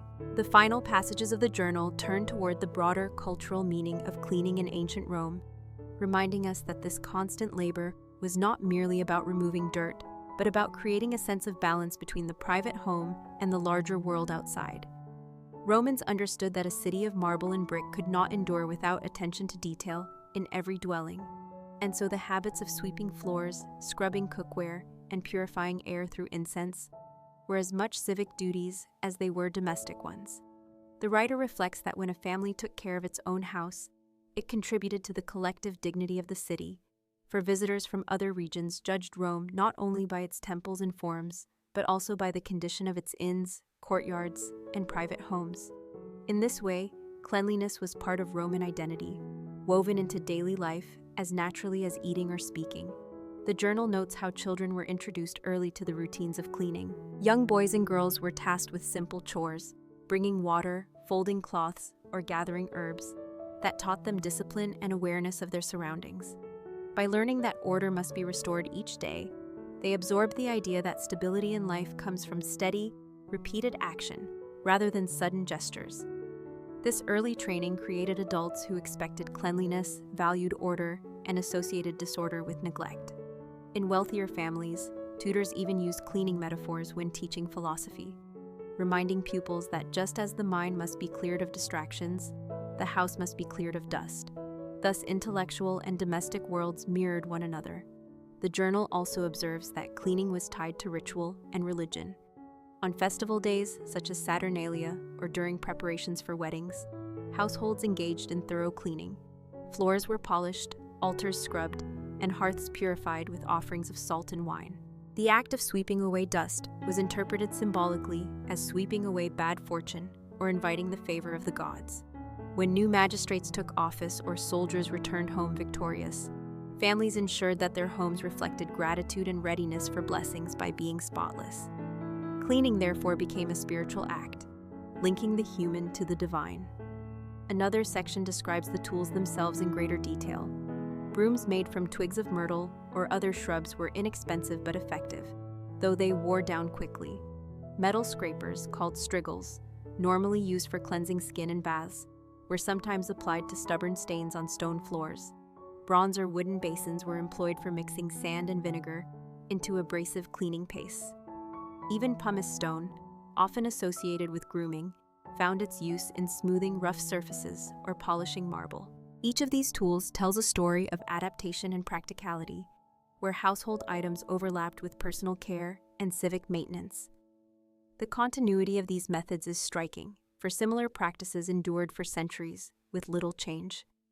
The journal also touches on the economic side of cleanliness. Soap was not widely used in Rome as we know it today. Instead, fuller's earth, a type of clay, and ammonia derived from urine collected at public urinals, played roles in whitening cloth and removing grease. Laundry workers made a living from these materials, turning human waste into valuable resources, and their work influenced not just garments but also domestic cleaning, as people borrowed techniques from the Fulanitai, or laundries.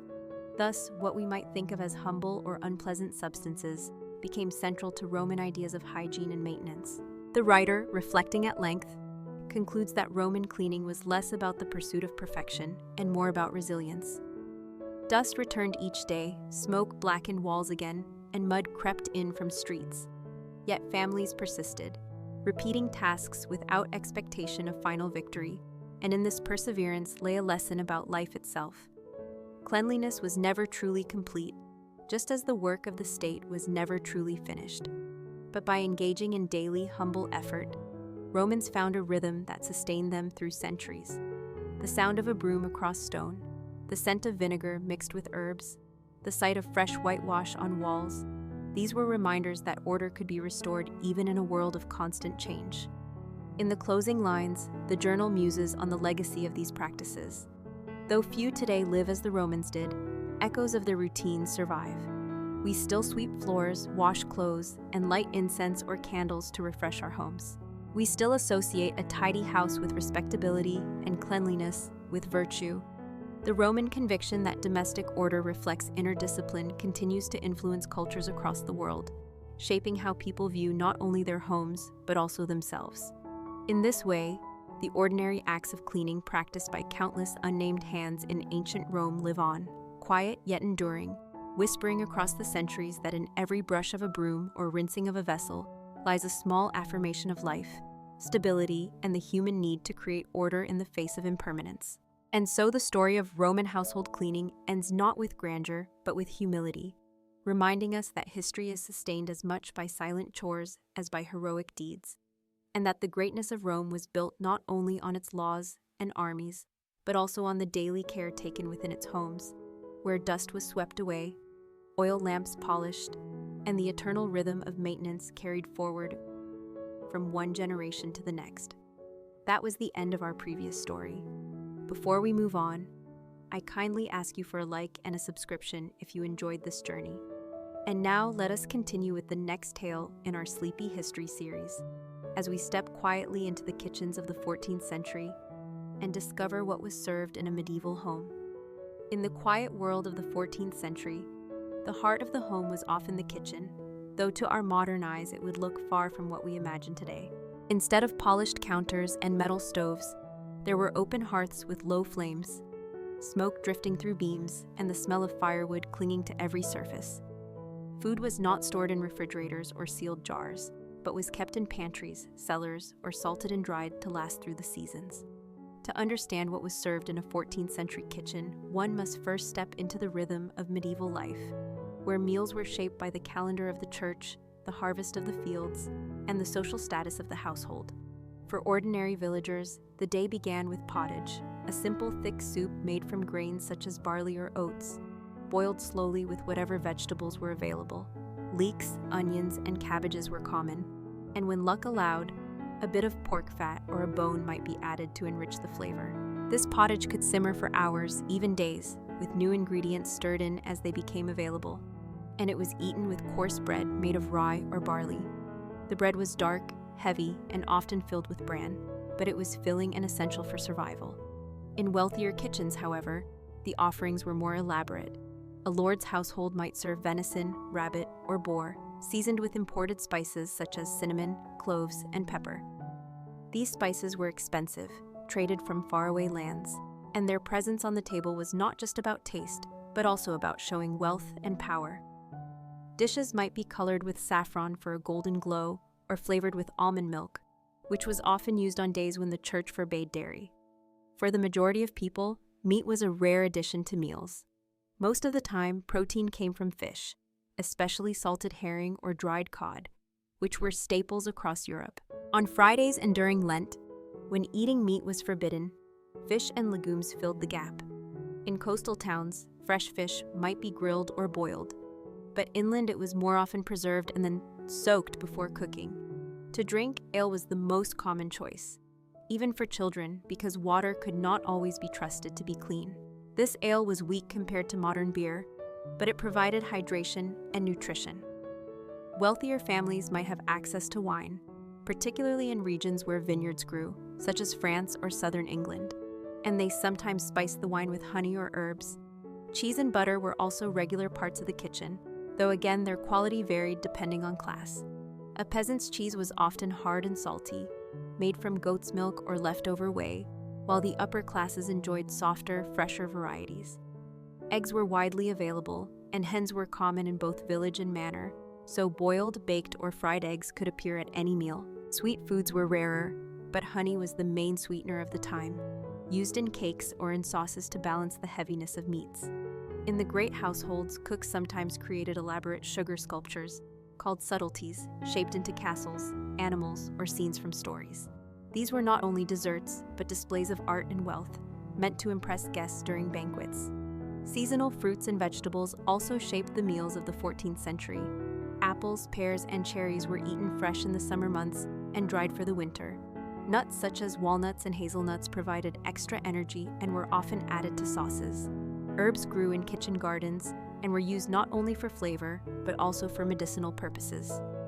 Parsley, sage, rosemary, and thyme seasoned pottages and meats, while mint and fennel added freshness to sauces. Daily life in the kitchen was not just about cooking, but also about managing resources carefully. Salt was essential for preserving meat and fish, and families might spend a great deal of money on it each year. Without refrigeration, food had to be eaten quickly or preserved through drying, smoking, or pickling.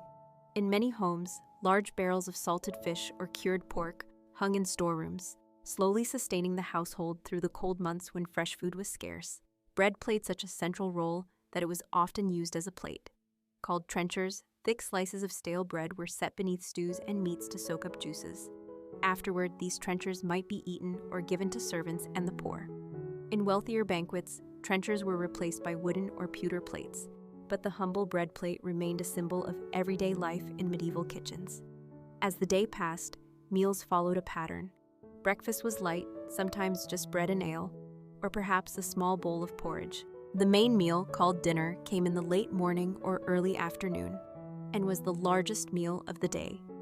Supper was lighter, often leftovers from earlier meals or a simple broth. In the homes of nobles, however, dinner could stretch into several courses, with roasted meats, spiced sauces, rising and sweetmeats filling the hall, while music and entertainment accompanied the feast. In every case, what was served reflected not only hunger, but also the seasons, the rules of faith, and the sharp lines of social class. To step into a 14th century kitchen is to step into a world where every meal was tied to survival, status, and the simple pleasures of warmth and sustenance. It was a world where the smell of wood smoke and boiling pottage filled the air, where trenchers of bread caught the juices of roasted meat, and where the clink of pewter cups or the crackle of fire marked the slow passing of medieval days. When we imagine the 14th century kitchen, it is easy to think only of the grand banquets of kings and nobles, where roasted swans were brought to the table with feathers reattached for display, or where pies hid live birds that fluttered out when the crust was cut open. Yet the reality of daily cooking, even in wealthier households, was far more practical, and much of what was served depended on regional produce, religious obligations, and the need to preserve food in an age without refrigeration. The church calendar was perhaps the most powerful influence on what appeared in the kitchen, for there were many days throughout the year when meat could not be eaten. This meant that fish and legumes were indispensable, and kitchens developed many ways of preparing them. Salted herring was a staple, so common that it appeared in markets across Europe, and barrels of it traveled from the North Sea to inland towns. Dried cod, known as stockfish, was beaten with hammers until it could be softened and cooked, while fresh fish like trout or eels were enjoyed where rivers allowed. On fast days, cooks used almond milk to replace cow's milk in soups and sauces, combining it with rice, sugar, or honey to create dishes that were surprisingly delicate. In humbler homes, meals were simpler but not without variety. The pottage pot remained central, with grains forming the base, and into it went beans, peas, or whatever garden vegetables were available. Because meat was rare, flavor came from herbs grown nearby, such as parsley, dill, or savory, and occasionally from bits of bacon rind or marrow bones. Bread accompanied almost every meal, and its quality was a visible marker of wealth. The poor ate rye or barley bread, often heavy and dark, while the wealthy had access to fine white wheat bread called manchet. The difference was so pronounced that in times of famine, people who had only ever eaten rye bread dreamed of a single bite of soft white manchet. The preparation of meat in wealthier kitchens deserves attention, for it was not simply roasted plain. Cooks in noble households created sauces with vinegar, wine, and spices, thickened with breadcrumbs or ground almonds. Meats might be boiled, baked in pies, or skewered and grilled over the open fire. A favorite dish was capon, a castrated rooster, prized for its tender flesh, which was often served in elaborate sauces. Venison, the meat of deer, was highly valued, and hunting rights were tightly controlled, reserved for the nobility. To serve venison was not only to feed guests, but also to declare status. Alongside meats, pies of many kinds filled the kitchen. These pies were not quite like the sweet fruit pies we know today, but savory creations filled with meat, fish, or eggs, encased in a thick pastry crust that sometimes was not eaten but used as a container to keep the filling fresh. When fruit pies did appear, they were made with apples, pears, or plums, and sweetened with honey, for sugar was rare and costly, imported from distant lands. Spices were another key feature of the 14th century kitchen, and their presence cannot be overstated. Pepper, ginger, saffron, cinnamon, cloves, and nutmeg traveled across continents to reach Europe, and they were valued almost as highly as gold. To season a dish with pepper or to color a sauce with saffron was to show not only refinement of taste, but also wealth and access to trade. Many dishes combined sweet and savory flavors in ways that might surprise us today. Meat could be cooked with dried fruits, and sauces might include sugar or honey alongside vinegar and spices. The drinks of the time also reflected this mixture of necessity and luxury. Ale, brewed weak so it could be drunk daily, was the common drink for peasants, women, and children. Stronger ales existed, but were more expensive. Wine was the drink of the nobility and the clergy, often imported from France or Italy, and it might be spiced or mulled, warmed with herbs on cold nights. In regions where grapes did not grow, mead, made from honey, or cider, made from apples, offered alternatives. The rhythm of the kitchen was not only about meals, but also about survival from season to season. During summer and harvest, food was plentiful, but preserving it for winter was vital. Meat was salted or smoked, fish dried, fruits turned into preserves, and vegetables pickled in brine. The smoky smell of hams and sausages hanging from rafters was part of the kitchen atmosphere, as was the constant attention to supplies. Salt itself was an expensive but essential commodity, sometimes even used as payment, and whole economies depended on its trade. In noble households, servants and cooks managed complex operations to keep meals flowing, but in peasant homes, the family itself bore the burden, with the mother often at the center of food preparation, balancing limited resources against hungry mouths. Dining customs also reflected what the kitchen produced. Meals were communal, with food placed in shared dishes and eaten with fingers, knives, and spoons. Forks were rare and mostly ceremonial in Western Europe during this time. Bread trenchers soaked up the juices, and etiquette demanded that one not take more than one's share. For nobles, elaborate feasts included multiple courses, each with its own procession of dishes, sometimes interspersed with entertainment, while the poor gathered around the hearth for a single pot of pottage and bread. Yet in both cases, the kitchen was the silent force shaping daily existence, turning raw harvest into sustenance, flavor, and comfort. To picture a 14th century kitchen, one must imagine not just the food, but the constant labor, the fire that never quite went out, the storage barrels, the clatter of wooden spoons against iron pots, and the mingled scents of herbs, smoke, and broth. It was a place where survival and celebration met, where scarcity and abundance walked hand in hand, and where every meal told a story of time, place, and class. To understand more fully what was served in a 14th century kitchen, it is important to picture the kitchen itself as a world of movement, heat, and hierarchy. At the center was the great hearth, the open fire upon which most dishes were prepared, for ovens were expensive and rare outside of large estates or monasteries. Pots hung from hooks or rested on iron tripods over glowing coals, and cooks needed strength and patience to keep turning, stirring, and tending the food hour after hour. Smoke rose up through a vent or hole in the roof, filling the space with a constant haze, while apprentices scurried to fetch water, wood, and ingredients. Into this smoky atmosphere came the staples that defined the medieval diet. And to truly picture a meal, we must begin with the first course, which was often a pottage or broth. Pottage could be thin like a soup or thick like a stew, and its consistency depended on what the household could afford. In wealthy kitchens, pottage might be enriched with chicken, spices, and almond milk, while in poorer cottages it was simply grains, beans, and cabbage cooked slowly together. Bread was served alongside, sometimes dipped into the pottage, sometimes used as a trencher, a flat slice of stale bread upon which meat or vegetables were placed. After eating, the trencher, now soaked with juices, might be given to the poor at the gate or to the household dogs. The second course in a noble household might feature roasted meats or elaborate pies. These could include beef, mutton, pork, goose, or peacock, depending on the wealth of the lord and the occasion.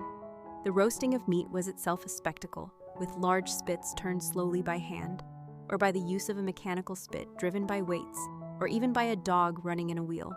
To keep the meat moist, cooks basted it constantly with a mixture of wine, vinegar, or butter, often flavored with herbs.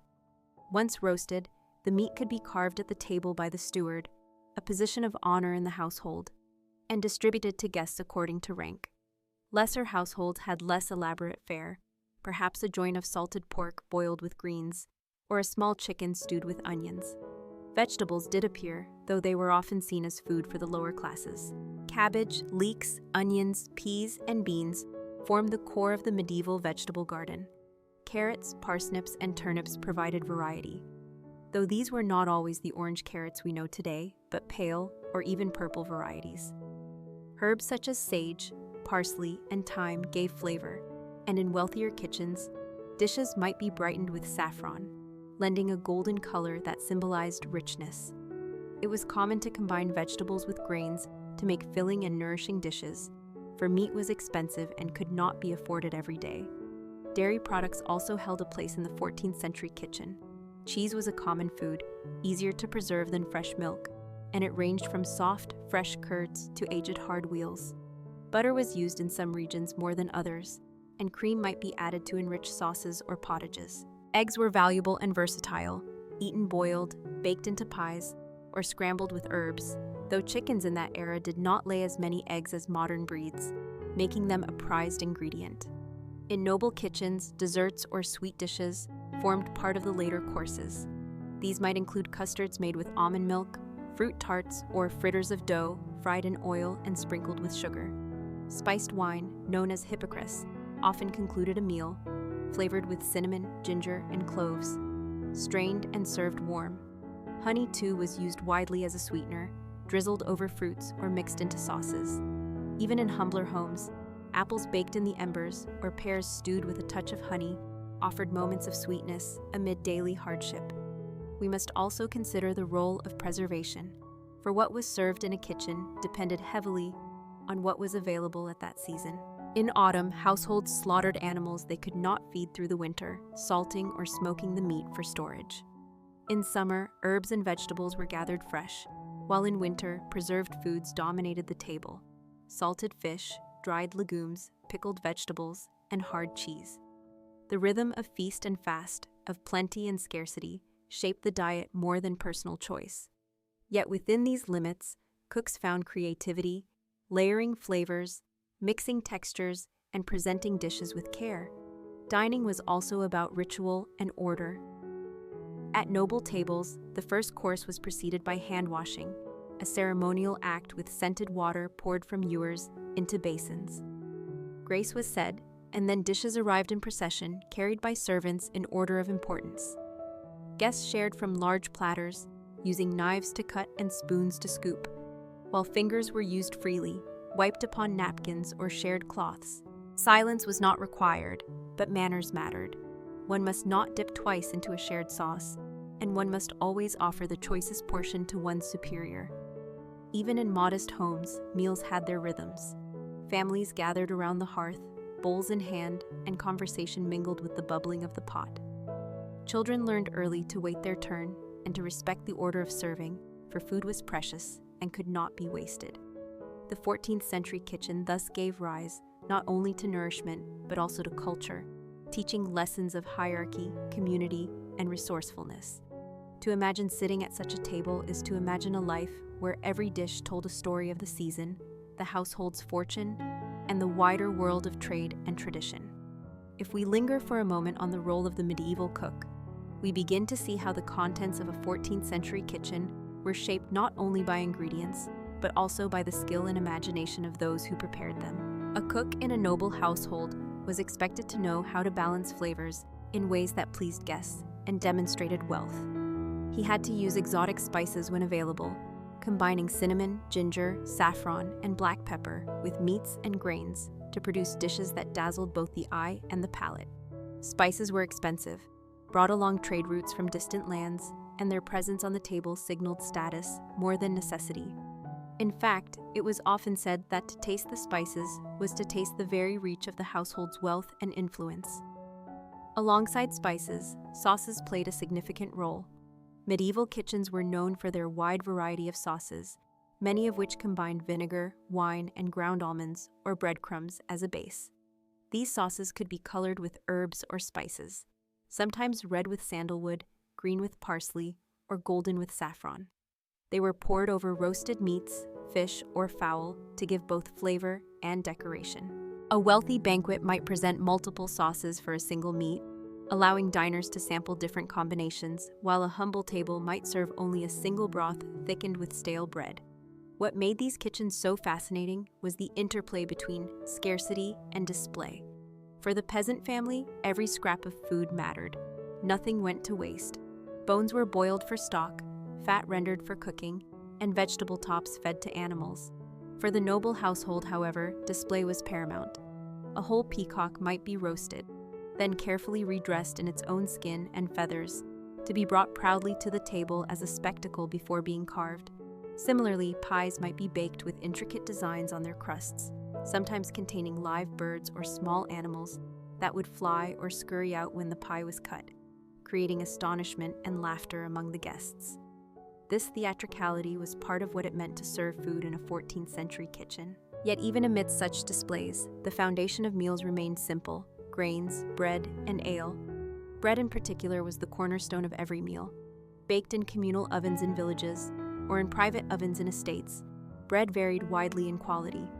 Fine white bread, known as manchets, was reserved for the wealthy, while darker rye or barley loaves were common for the poor. Bread was not just a side dish, it was the vessel upon which meals were served, the trencher that absorbed sauces, and sometimes even the spoon dipped directly into broth. Ale, brewed locally, accompanied nearly every meal, for water was not always safe to drink. Ale was not necessarily strong, but rather nourishing, sometimes flavored with herbs, and consumed by adults and children alike. In monasteries, where the rhythm of meals was dictated by the rule, ale and bread formed the daily fare, with vegetables and fish supplementing the diet on most days. The church's rules of fasting also shaped what was served. Meat was often forbidden on certain days of the week and during Lent, leading to creative dishes that substituted fish or eggs. In coastal regions, fresh fish such as herring, cod, and eel were staples, while inland, salted or smoked fish provided protein. Fish ponds were kept on estates to ensure supply, and wealthy households might even arrange for live fish to be transported over long distances. The diversity of fish dishes, from baked to fried to stewed, demonstrated how central fasting was to the medieval diet. Fruits also held their place, though often cooked rather than eaten raw. Apples and pears might be stewed with spices, while dried fruits such as raisins, figs, and dates added sweetness to pies and sauces. These fruits were imported from abroad and carried the same connotation of wealth as spices, their presence on the table a silent sign of status. Nuts, particularly almonds, were another versatile ingredient. Almond milk served as a substitute for animal milk during fasts and became a base for soups, sauces, and even desserts. The 14th century kitchen thus balanced the ordinary and the extraordinary, the daily bread and broth that sustained life, and the lavish spectacles that impressed guests. To imagine such a kitchen is to imagine a place alive, with constant activity. The pounding of mortars grinding spices, the clatter of knives on chopping blocks, the hiss of meat hitting hot fat, and the low murmur of servants rushing between tasks. Each dish carried with it layers of meaning, nourishment, tradition, and social order. Food reflected one's place in the world, whether at a long trestle table in a great hall or beside a humble hearth in a peasant's cottage. What was served was more than sustenance. It was identity itself, expressed in every bowl of pottage, every trencher of bread, and every cup of ale. As we move deeper into the world of the 14th century kitchen, we begin to notice that dining was not simply about filling the stomach, but about creating an order to the meal that reflected hierarchy, wealth, and ritual. Meals were structured affairs, especially in noble households, often arranged in courses that unfolded slowly over time, each one designed to highlight both abundance and refinement. The first course might begin with lighter dishes such as soups, pottages, and stews, usually served with bread to line the stomach. These dishes provided warmth and comfort, often flavored with herbs grown in kitchen gardens like parsley, sage, and dill. The second course might bring more substantial fare: roasted meats, game birds, or freshwater fish, served with elaborate sauces colored and spiced for variety. These were often carried into the hall with ceremony, sometimes accompanied by music or a short announcement by the steward. The arrival of a roasted swan or peacock was as much a performance as a meal. It signaled to all present that they were in the company of wealth and prestige. In between courses, dishes of smaller delicacies were passed around: cheese, fruit, and wafers made from honey or flour. Cheese varied from soft, fresh curds to harder, aged varieties, and it played a vital role in both daily and festive meals. For peasants, cheese was one of the most accessible sources of protein, often paired with bread to create a simple but sustaining meal.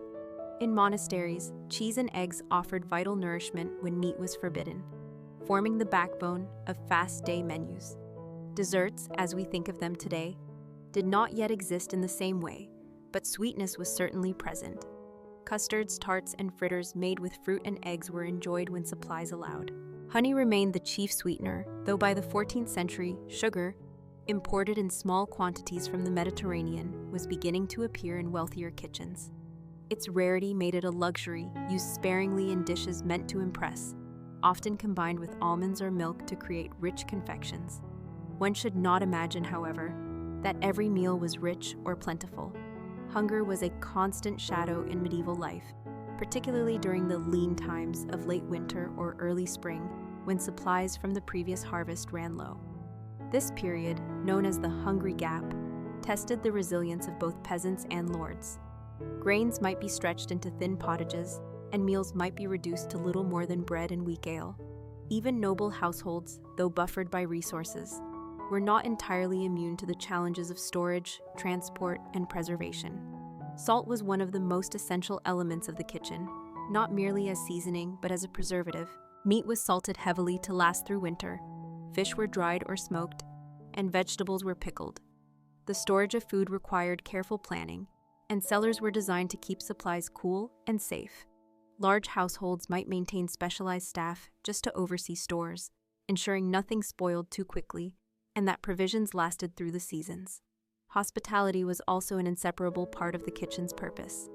To serve food was to demonstrate power and virtue, and the 14th century household was expected to feed not only family and guests, but also retainers, servants, and sometimes even the poor at the gates. Feeding the hungry was considered a Christian duty, and records show that leftover bread, broth, and small amounts of meat were often distributed to beggars waiting outside the manor or monastery. In this way, the kitchen was both a private and public institution, a place where food represented charity as well as luxury. It is important, too, to remember the sensory details of these meals. Imagine the hall filled with the heavy scent of roasted meat mingled with wood smoke from the hearth, the sharp tang of vinegar sauces, the sweetness of honeyed fritters, and the ever-present earthy smell of bread just pulled from the oven. The clatter of knives, the chatter of diners, and the occasional call for more ale filled the air, while at the far end of the hall, musicians might play softly. Meals could last for hours, with the steward ensuring that dishes were carried in and out in proper order. Each guest's portion reflected their rank, with the lord and his closest companions receiving the choicest cuts, while others received simpler servings. What was served in a 14th century kitchen, therefore, was not only food, but an experience shaped by social order, religious practice, and the seasons of the year. The daily fare of peasants was simple and sustaining, while the feasts of the nobility were elaborate performances of wealth and status. Yet across the spectrum, bread, ale, and the rhythms of the agricultural calendar tied all households together. Eating was not merely survival, but a mirror of medieval life itself, where nourishment, identity, and tradition were bound in every loaf, every ladle of broth, and every spice scattered across the table. If one were to walk into a 14th century kitchen at the height of activity, the experience would be a blend of heat, noise, and aroma that told as much about society as it did about food. The kitchen was not simply a place of cooking. It was the heart of production, where servants, scullions, and cooks each played their part in ensuring that the table of a lord or abbot reflected abundance and control. Much of what was served depended on the agricultural cycle, for the kitchen was tied directly to the land. In autumn, when the harvest was gathered, granaries were full and meat was salted in preparation for winter. The larders brimmed with dried beans, peas, and nuts, while barrels of ale and casks of wine were carefully stored. Fresh fruit like apples and pears were dried or turned into preserves, ensuring that their flavor could be tasted long after the orchards grew bare. In winter, meals leaned heavily on preserved foods, and salted or smoked meats were common on the table, sometimes softened in cooking with vinegar, spices, or sweet sauces to balance the saltiness.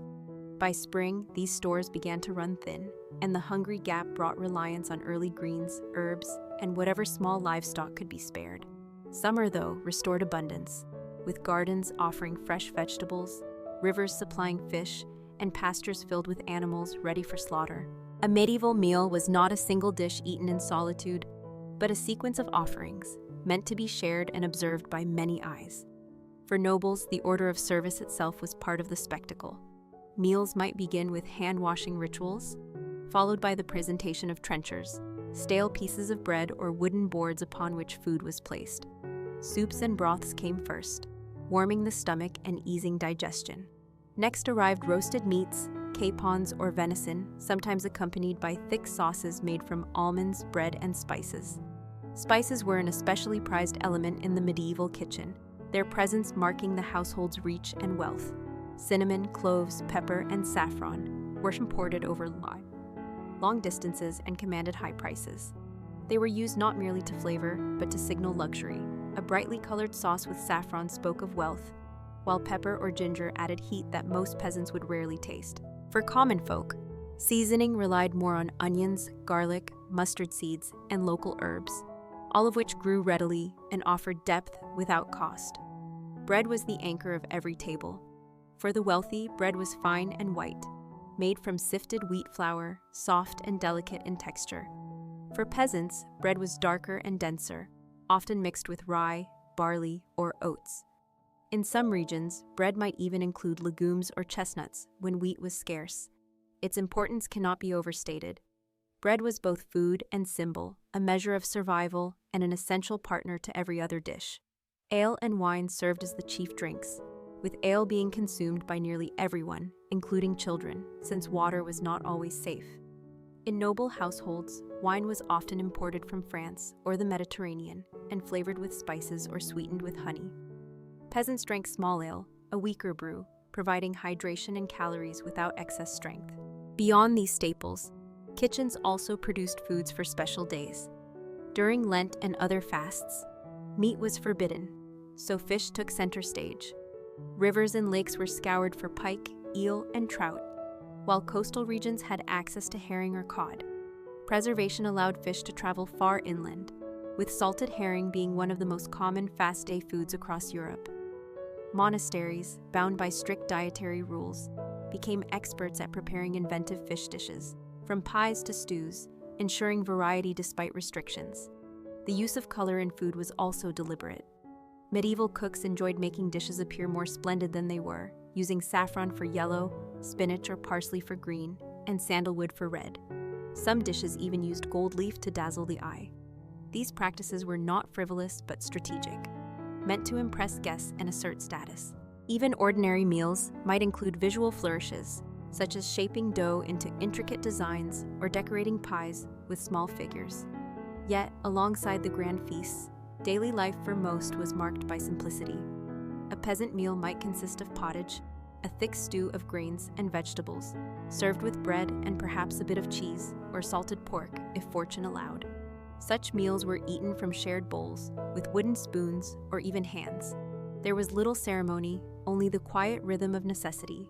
The contrast between the noble feast and the peasant table illustrates the spectrum of medieval society, bound together by the same land but divided by wealth and opportunity.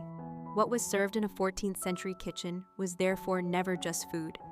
It was evidence of seasons, of trade routes, of religious observance, and of power. It told a story of endurance during lean months and celebration during plenty. It reminded all who gathered that to eat was to participate in a web of labor, hierarchy, and tradition that defined the age. The rhythm of meals in the 14th century was not random but carefully structured, tied to time of day, occasion, and social rank. In noble households, there were usually two main meals, a dinner taken in the late morning and a supper in the evening, each consisting of multiple courses. These courses did not resemble the modern idea of separate plates arriving one after another, but rather a sequence of services, with several dishes presented at once. This allowed diners to choose and mix according to their taste, though strict etiquette often dictated who could take what. A guest of lower rank might only receive access to the simpler dishes, while the lord at the high table could reach for the choicest cuts of venison or the most delicately spiced sauces. In grander settings, there was also the phenomenon of the banquet, a display of culinary theater designed to impress visiting dignitaries or to mark significant events such as marriages or religious feast days. At such banquets, entire animals might be roasted and carried in for display, peacocks with their feathers restored after cooking, or boars with gilded tusks. The presentation mattered as much as the taste, for the sight of such dishes reinforced the host's wealth and influence. The kitchens employed to prepare these spectacles were vast and busy. Fires roared in open hearths, spits turned with the aid of young boys, or ingenious mechanisms powered by dogs running in wheels, and cauldrons simmered endlessly with stews or broths. Smoke filled the air, and the smell of fat dripping onto embers created an atmosphere equal parts intoxicating and exhausting. Servants worked tirelessly, scouring pots with sand, carrying water, chopping vegetables, and grinding spices. Their labor was relentless, for each dish demanded time, attention, and coordination. The complexity of noble meals was underscored by the use of sauces, which were central to medieval cookery. Almond milk, a versatile base made by grinding almonds with water or wine, appeared in countless recipes, often thickened with bread or rice flour. Vinegar, verjuice from unripe grapes, and wine were common acidic elements, while sweet notes came from honey or dried fruits like raisins and dates. The blending of sweet and sour flavors was a hallmark of the time, producing combinations that may seem unusual today, but were highly prized then. Dishes like chicken and almond milk with sugar and ginger, or fish stewed with raisins and onions, reflected a palate attuned to contrasts and balance. While nobles enjoyed such complexity, the common folk relied more heavily on single-pot meals. Pottage, that dependable mixture of grains, beans, and vegetables, remained the foundation. When a family could add meat, it was usually a small piece to flavor the broth rather than a full serving for each person. Cheese, eggs, and occasional fish supplemented their diet, providing protein in affordable forms. Seasonal foraging also played a role, with wild greens, berries, and mushrooms finding their way into the pot. The rhythm of feast and fast shaped the calendar of medieval kitchens. Religious observances demanded abstention from meat on many days, sometimes nearly half the year, and so fish, dairy, and legumes became crucial substitutes. The ingenuity of cooks in creating satisfying meals within these restrictions speaks to their adaptability. For example, imitation meats made from almonds or shaped dough appeared at monastic tables, while eels and lampreys, once abundant, were considered delicacies suitable for noble fasts. The kitchen also had to respond to medical theories of the time, for food was believed to influence the body's humors: blood, phlegm, yellow bile, and black bile. Balancing these humors through diet was seen as essential for health. Hot, dry foods such as peppered sauces were thought to counter cold, wet humors, while cooling fruits were used to temper excess heat. Physicians might even advise specific dishes, blending the boundaries between medicine and cuisine. This meant that what was served in a 14th century kitchen was not only a matter of taste or availability, but of perceived health. Every choice carried weight, whether to warm the body in winter with spiced wine or to cool it in summer with fresh fruit and herbs. To understand these meals is to understand how deeply interconnected food was with the rhythms of life, belief, and survival.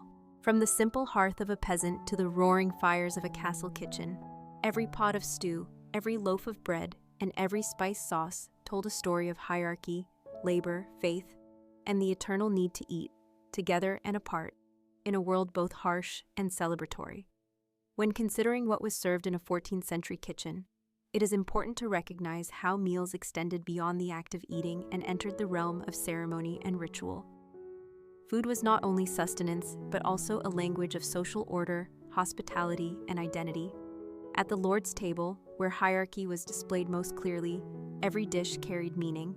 A roasted swan, for instance, was not merely a rare treat, but a symbol of status, a creature associated with majesty and purity, often presented with its feathers intact to awe the guests. Even more modest dishes could be elevated by the manner of their serving, with sauces poured in elaborate patterns or spices scattered like jewels across the surface of a pie. The medieval meal was a theater of sight, smell, and sound.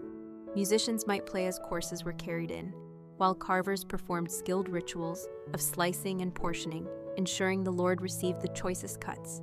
Trenchers of bread, used as edible plates, absorbed juices and sauces, and were often given to the poor after the meal, linking charity to dining.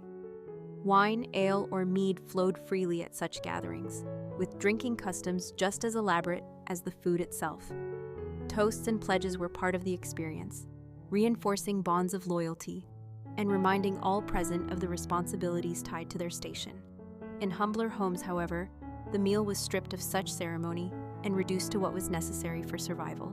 A peasant family might sit around a single pot of pottage, dipping bread or wooden spoons into the thick mixture.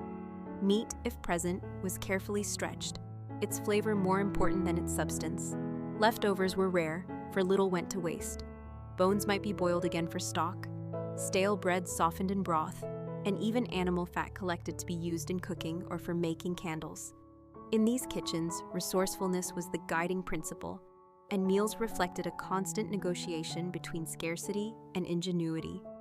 Another element to consider is the role of regional variation. A kitchen in France might serve spiced wine called hippocras at the end of a meal, while in England ale was more common.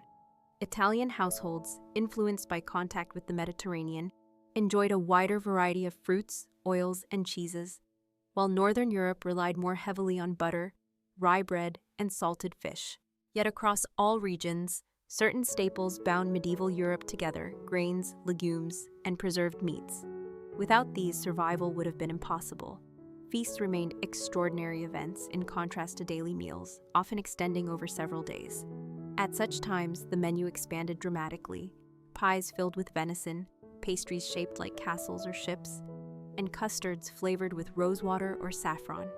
Entertainment blended seamlessly with dining, with jesters, storytellers, or even staged mock battles accompanying the courses. The kitchen, therefore, became part of a larger performance, its products central to displays of wealth and hospitality. Yet the grandeur of these feasts should not obscure the fact that famine was a recurring threat. Failed harvests or harsh winters could strip communities of their stores, and kitchens in poorer households might find themselves reduced to serving little more than thin gruel or whatever could be foraged. In such times, acorns were ground into flour, nettles boiled into soups, and hunger shaped the diet more powerfully than any recipe book. The contrast between plenty and want was sharp, and it underscored how food in the 14th century was always entangled with the uncertainties of nature and the fragility of life. At the same time, the influence of religious fasting created unique rhythms in what was served. On meatless days, fish, eggs, and dairy took precedence, though the wealthier could indulge in exotic imports like sturgeon or lampreys. Cooks grew adept at disguising ingredients, shaping fish into the likeness of birds, or crafting elaborate mock meats from almonds. These dishes reveal not only culinary creativity, but also the determination to uphold religious observance without sacrificing the pleasure of the table. Behind all this, the kitchen itself remained the hidden heart of the household, where the clatter of pots and the hiss of roasting meat contrasted with the calm formality of the dining hall. It was here that the realities of labor, heat, and smoke gave birth to the meals that defined both privilege and survival. In this way, the 14th century kitchen was not only a place of cooking, but a space where culture, class, and faith converged, leaving behind a legacy of flavors, rituals, and traditions that shaped the course of European food history. As the 14th century unfolded, kitchens across Europe not only reflected the diet of the time, but also became silent witnesses to the shifting economic, social, and cultural currents that shaped medieval life. A closer look at what was served reveals how food was never simply about sustenance, but carried with it the story of who had access to resources, how communities organized themselves, and what values governed the table. In great manor houses and castles, the kitchens were enormous operations requiring dozens of servants, each with specialized roles.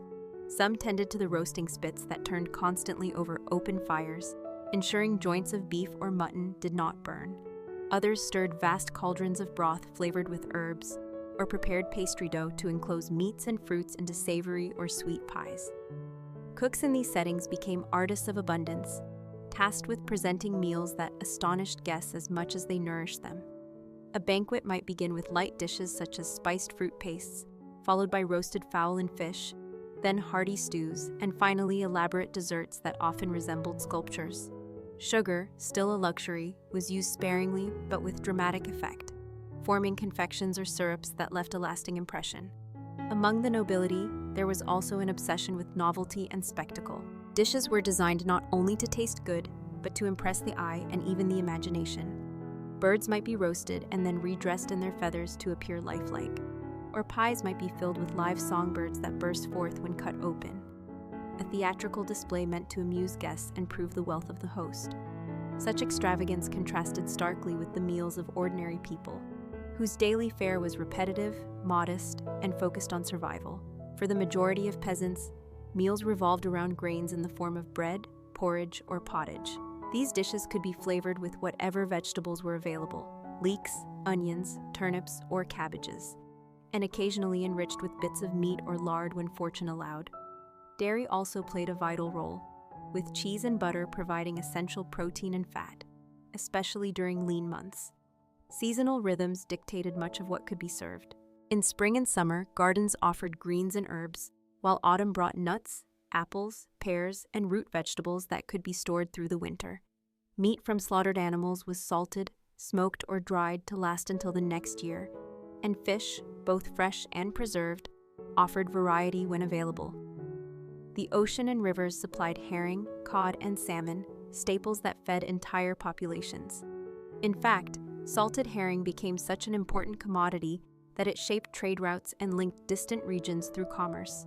In urban centers, markets expanded the possibilities for what could appear in a kitchen.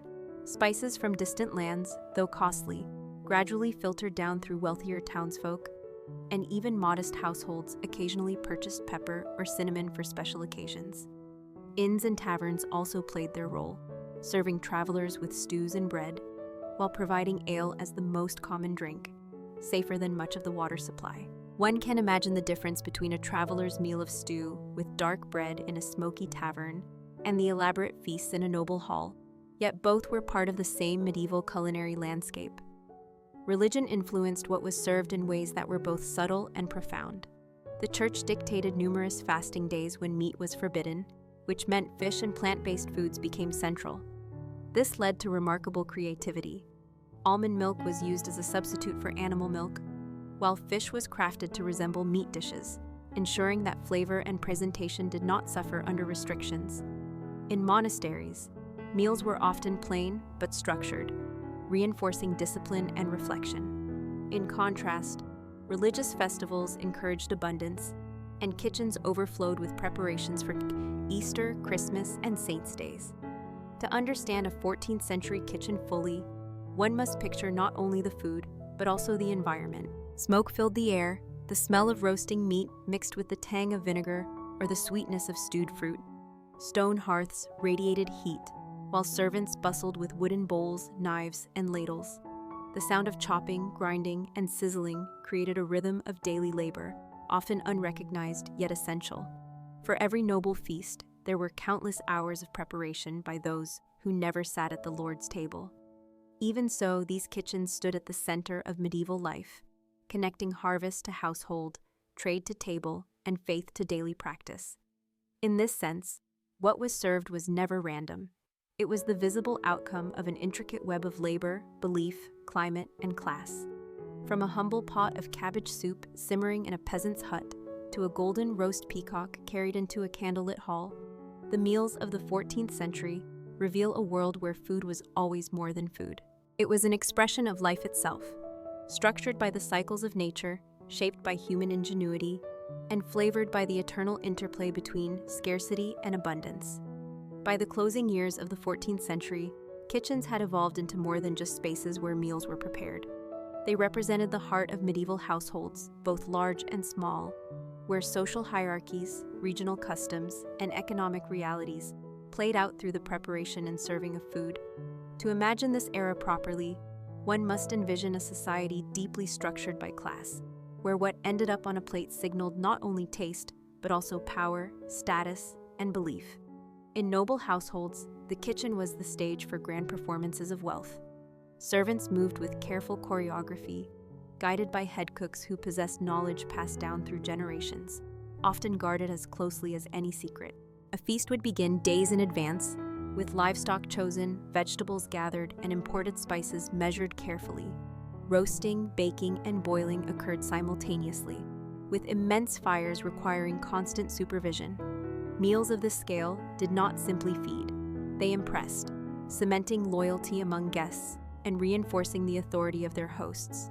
Nobles might serve venison from their private hunting grounds, swans from nearby lakes, or pheasants dressed in their colorful plumage. These meats, rare for most of the population, became emblems of privilege. Meanwhile, the preparation of sauces, thickened with bread or almonds, spiced with pepper or ginger, transformed simple cuts into dishes that delighted both palate and eye. To eat such meals was to be reminded that one belonged to a world far removed from the fields and cottages outside the manor walls. For peasants, meals retained a simpler, repetitive character. Pottage, a thick stew made from grains and vegetables, was eaten day after day, altered slightly depending on what the season provided. Bread, dark and coarse, made from barley, rye, or oats, served as the anchor of nearly every meal. On rare occasions, a family might share salted pork or enjoy eggs, but such indulgences were exceptions. Beer and ale offered hydration, while water, often unsafe, was avoided when possible. The rhythm of the peasant diet followed the land itself.